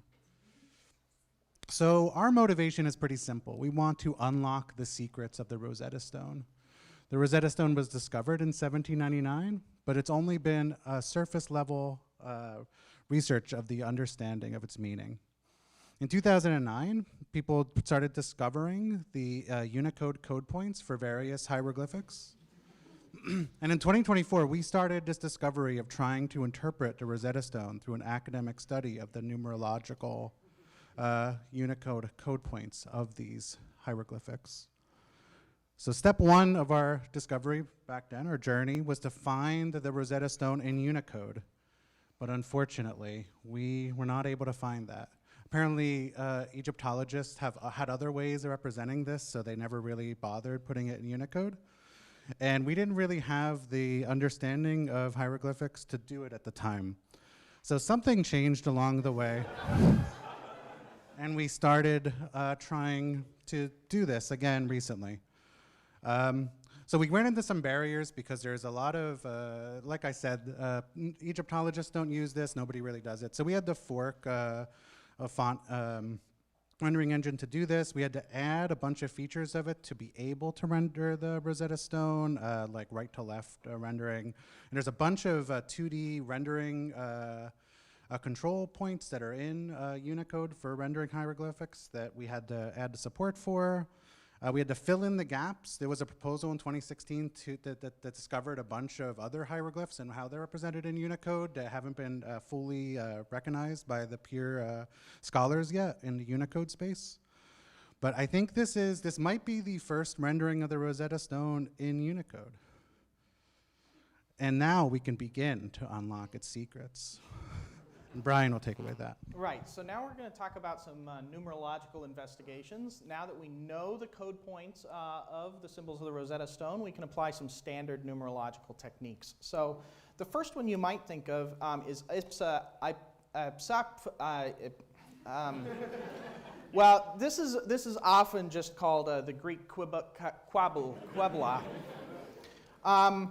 So the way that this works is there's various letter values that you assign to the Greek letters. This is well known, I guess. You have the Greek alphabet, and then you assign these numbers to them, and then you can add them or you can do stuff with them, and that's how that works. And then let me give you an example of this. So apparently, an Egyptian god said to Alexander the Great, take 201, then 101, 4 times 20, and 10, then place the first of these numbers in the last place, and you will know which god I am. So Alexander the Great had to do this thing, I don't know, and then it turned out that the god was named Serapis, I guess. And you know, since then we've solved this problem in a more efficient way. Now, there's some disadvantages here to So one is it's hard to pronounce. It doesn't have anything to do with Unicode, unfortunately. And it's applicable only to Greek, and we couldn't find a Greek translation of the Rosetta Stone. So we're going to try a different method. This is Drosden's method, popularized by his academic paper called The Bible Code, which came out in 1997. The idea is that we're going to convert these code points to letters via some method, and there's a few possible degrees of freedom here, which really strengthen the rigor of the method. You could just take the mod 26. You could do more complex things like XOR the UTF-8 bytes before you do that. It could be a context-sensitive approach. We all like more context. You could take the difference from the previous code point, mod that by 26. Anyway, what you're doing then is you're looking for equidistant letter sequences, and one way that you can visualize that, you write the letters in a grid that has a given width. We call that the stride, and then you search down the columns for words, and you can find things, all the secrets. Caveat here is that the top of the Rosetta Stone is missing, so we're probably might not get the full message. But if we apply this, so what we're going to do, we clearly want to do the difference from previous code point, because that's the most complicated and probably introduces context sensitivity and stuff. Do a stride 60, so this is the width 60 here. This is what you get from this. This looks like garbage, but we can actually find the hidden message here. Again, the top is missing, so we have to extrapolate a little bit, but here you can find drink, and here you can find your, and we can just assume that actually the full message is be sure to drink your Ovaltine. And so that must be the secret that's hidden inside the Rosetta Stone. So thank you very much.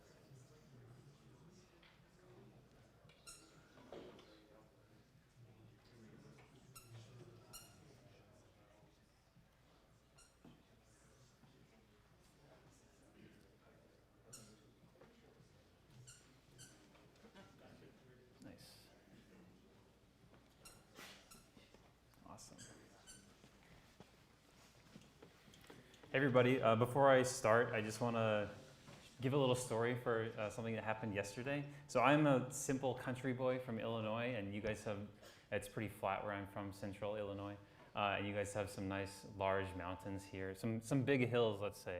And so I was really excited to go climb them. So here's one that I was trying to scale yesterday, but it turns out that that's not a road and that's a busway, and apparently the police don't like it when you walk on a busway. So my first day in Pittsburgh, I was handcuffed, and then here's us leaving our new.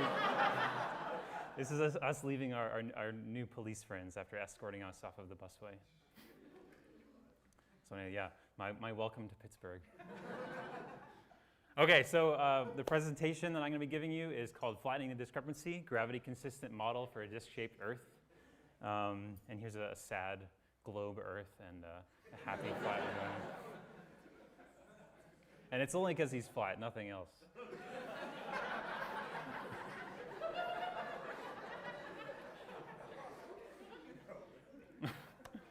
Okay, so there's been a war that's been going on for the past 200 years with flat earthers and globe believers, also known as flurfs and globe heads. Raise your hand if you're a globe head. Ooh. So the flurf movement was started by Samuel Rowbotham, and here's a nice quote from him. And he believed that the Earth was a uniformly thick cylinder, and so if you were to try to go south, or what the globe heads call south, you'll end up running into an ice wall that surrounds all of the continents, which are floating in a big ocean, like here. So here's the Earth and a cross-section of the Earth at the bottom there. And so one problem with this model that I'm trying to solve here is that the prediction from gravity is, with a flat Earth model, if you walk towards the edge of the disk, since you're walking away from the center of mass, you should expect to start to lean forward as you walk towards the edge. But of course, what we observe is that no matter where you are on the Earth, it's pretty uniform. In fact, the gravity deviation from standard 1G is less than 0.1% difference over the entire surface of the explored world. So how do we reconcile this? Can we change our assumptions a little bit to try to fit to these observations? And so I identified two things that you can do to reconcile this. The first one is if we allow some small deviations in the uniformity over the surface within some epsilon ball. Here epsilon might be, for example, 0.1%, like we observed with the measurements. This is the first relaxation. And then the second relaxation is something that I call the axial symmetric slab model, the ASS model. And so like flat Earth, it's symmetric around some central pole in the center, the z-axis.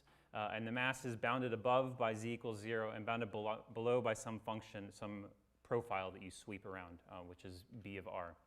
There's a picture over on the right of an example of an ASS model. Here's another ASS model, just another random one. And then there's another example of an ASS model. There's plenty of ones that you can think of. So if we write down the optimization problem, you can think of this as a regularized optimization problem. We're trying to find a profile with minimum mass and which satisfies the gravity deviation penalty. So those are those two terms there. Just throw this into PyTorch, minimize it with Atom. If you are interested in the full derivation, it's pretty long. It's in my paper, which I'm not going to go into here. And so if you guys are ready, stomp your feet, get ready. This is the true nature of the world. Are you ready? There it is. That's what the world looks like up on the top right.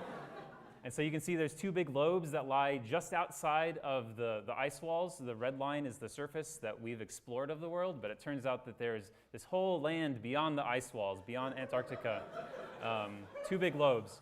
And if you look on the bottom, there is the gravity consistency, and you can see that it's entirely below the red line, the epsilon of 0.001. And so in conclusion, we've advanced the flat Earth cause, which is everybody can agree is a good thing to do. And the gravity consistency is possible with the ASS model and these relaxations. And so that's my talk. I just want to thank the National Science Foundation and also support from ChatGPT and Claudia Cody. Thanks.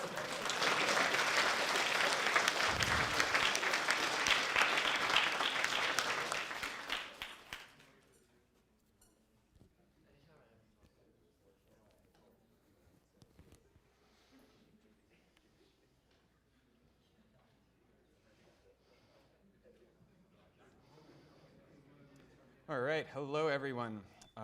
Thanks for having me. Such an honor to be here at my first SIGBOVIK. They can't make us be secure on the internet.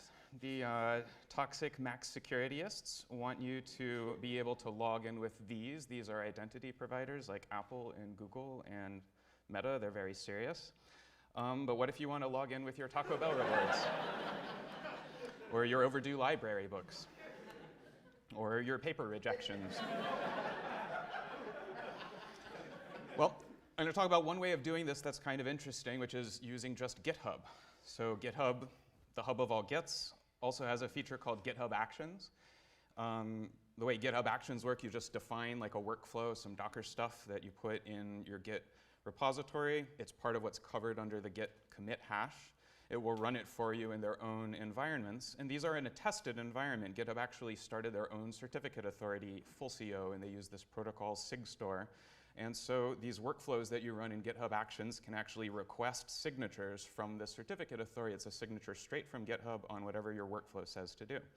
So to do this, to log in with everything, you can simply take, by many means, I'll show you like a browser plugin's the easiest way, but copy cookies from your session in your normal browser into a browser running in your GitHub Actions, have it log in for you has to go through a residential VPN that's like a cloud data center kind of issue. Anyway, the browser itself can take a screenshot or save the page. You get the signature from GitHub, and you can use that as a credential.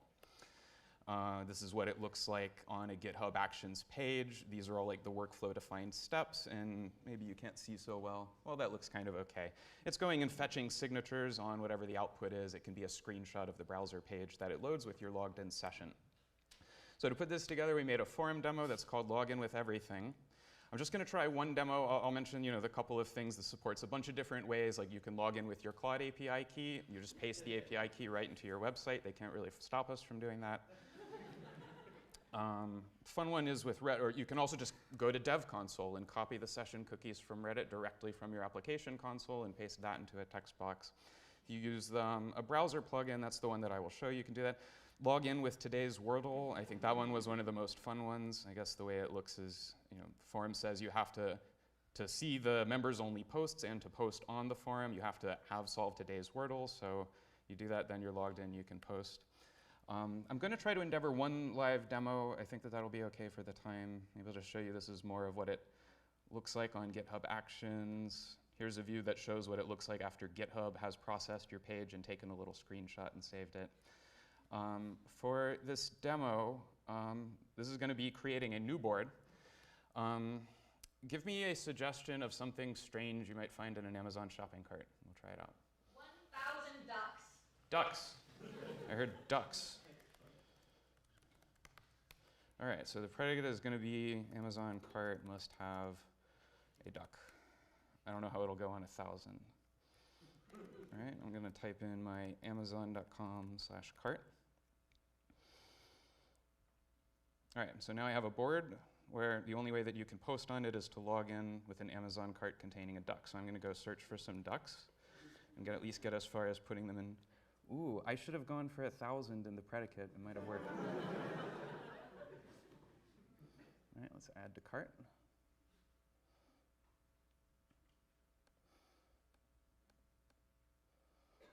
All right, now I'm going to use an alternative to the GitHub one that's a different attested execution environment. It's going to make the demo go faster, and I'm not going to talk about it for time. And this demo has a good chance of working, so I think we'll see.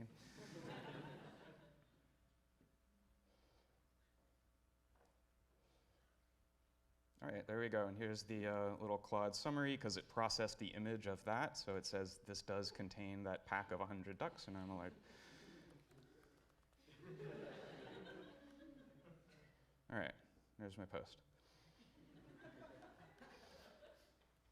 All right, that's all. Thank you.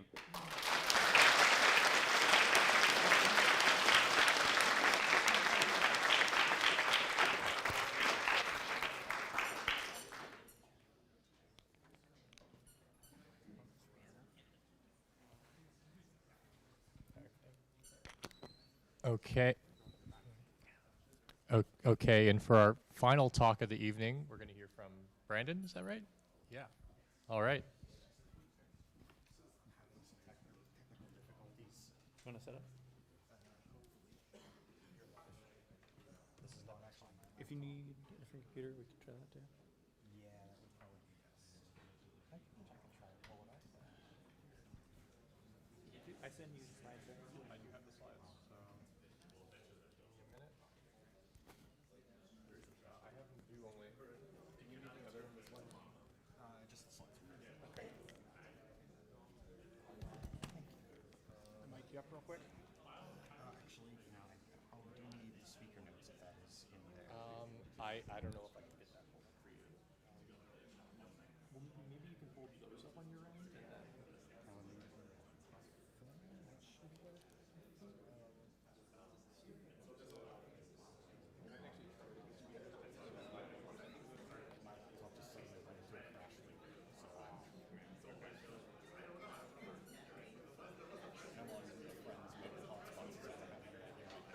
You need a laptop to use? Are you good?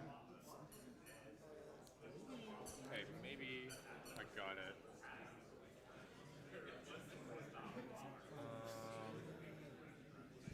That's a 6 maybe? What are we on?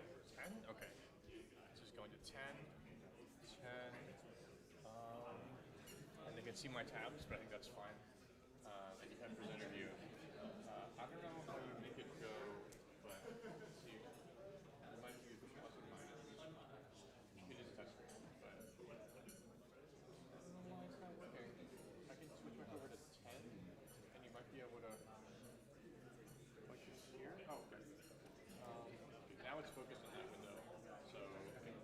should be good. Slip onto your shirt. Just right in between your buttons. There? Yep. Okay. You see my open tabs, it's all right. Hopefully.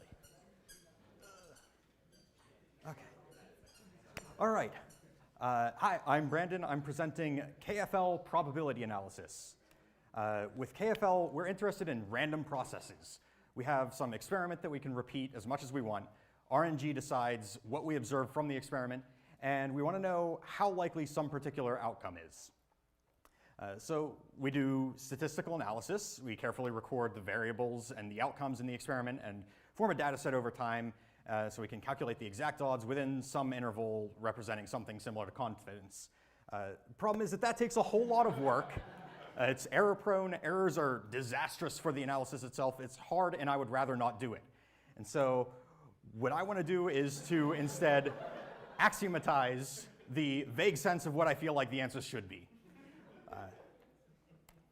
Now, mathematics is really cool. Just by meeting some prerequisites, you can gain access to a huge framework of logical conclusions that you can apply to your specific problem. In this case, we want the axioms of probability. Every event has at least 0 probability. The probability of getting some result from the space is 100%. And the probability of the union of all events is equal to the sum of the probabilities of each. Yeah, ain't nobody got time of that. I'm terrible at labor. If I wanted to use numbers, I would do statistics correctly. I want to use math instead of numbers. I just want to say it's basically impossible that this will happen, or I guess this will probably happen, and leave the rest to abstract algebra. As a corollary to being lazy, I want my computer to be the thing that actually does the analysis. So I'm going to define it in code. I'm using a programming language that none of you are cool enough to know, but all I'm really doing is a bit of pattern matching and some inductive data types with parametric polymorphism, so syntax should be easy enough to follow, right? Anyway, meeting those probability axioms gives us access to operations and or complement and so on. We're not actually meeting those axioms, though, we're vibing. So unlike the numbers, you can't really do math without operations. So it's time to actually start doing things. First up, I have events A and B that might or might not happen, and neither affects the outcome of the other. We know how likely each is. What is the probability of both happening? Does anyone know the answer to this?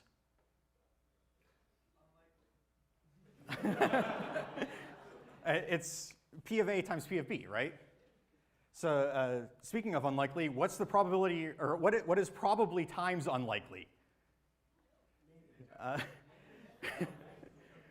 The KFL is a finite type. We can define this relation exhaustively. With a bit of help from wildcards, it actually gets pretty short. We find from this that the probability of a probably event and an unlikely event occurring both together is doubtful, because I said so. We don't have addition either, so we need a similar thing for the probability of either of two mutually exclusive events. This one's a bit longer, don't worry about it. But with those, we just use some math to define the more general case of the union of events that might not be mutually exclusive. You just do the probability of both and then subtract out the right. Yeah, subtraction. So this is yet another hand-ruled relation for the general union, and that will continue to be a theme as KFL expands under this approach. There are also some things that we still can't actually encode in KFL. Like we have an object named guaranteed, but that's just kind of feels like guaranteed, not probability of 1. We can kind of do the complement operator with the other relations, but it's not the thing that the other operations are meant to do. We want something more clearly defined. And so that leads me into the future research. Really the operations, or the objects that we want to be working with are probability distributions rather than probabilities of events per se. And we can define the latter in terms of the former, and we would get an overall more expressive system. But I didn't have time to do that. So what I did was I applied KFL as given and got some stuff done.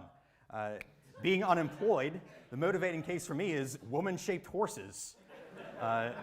Uma Musume Pretty Derby is a video game where you train racehorses. At a couple points during training, there's an event called Inspiration, where the horses that you've previously trained can grant bonuses to the one you're working on now.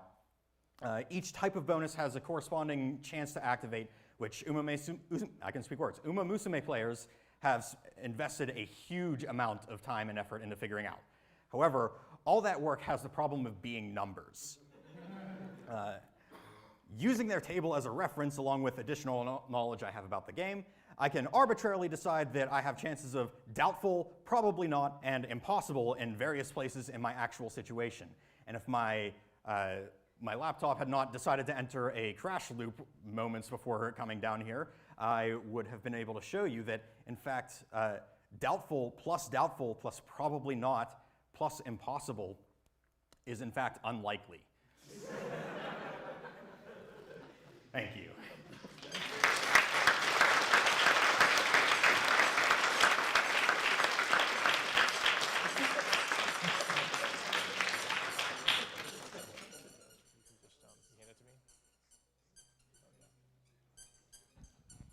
Oh man.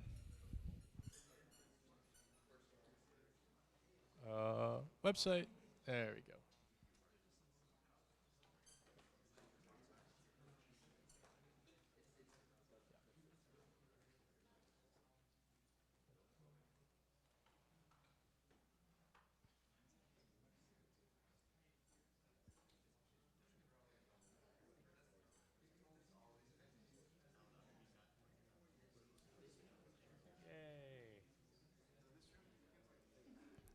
Okay. Oh wait, we're getting a little ahead of ourselves.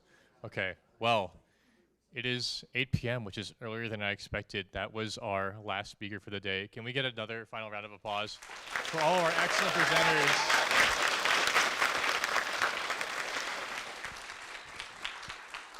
And there are a lot of other people I would like to thank for making SIGBOVIK XX happen. If you'd like to squeak as I mentioned their names, I'm sure it would be greatly appreciated. We are here in the Carnegie Mellon School of Computer Science. They granted us this room and some money for the food, the space. They were very supportive. Jim is our official, unofficial faculty advisor. Catherine is one of our main contacts in the School of Computer Science. Squeak, squeak, squeak, squeak, squeak. Yeah. I'm Gavin. I'd like to thank our wonderful organizing chairs. I'm Gavin, the office chair. That's Benner, our awards presenter, the folding chair. Lexi over here, the ergonomic chair, and Samsara, I'm not immediately sure. Oh, Samsara's right there, our rocking chair.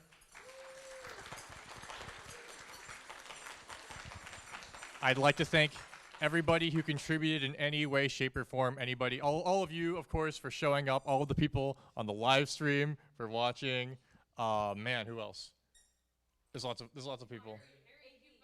Harry Q. Bovik, of course, for existing, being born, being one of the preeminent scholars in the School of Computer Science. Oh yeah, Buck, who's running, and Society, Software and Societal Systems Department, who is running our audio video today, making the live stream happen for everybody all over the world who's watching us. Yeah, thank you guys so much for coming.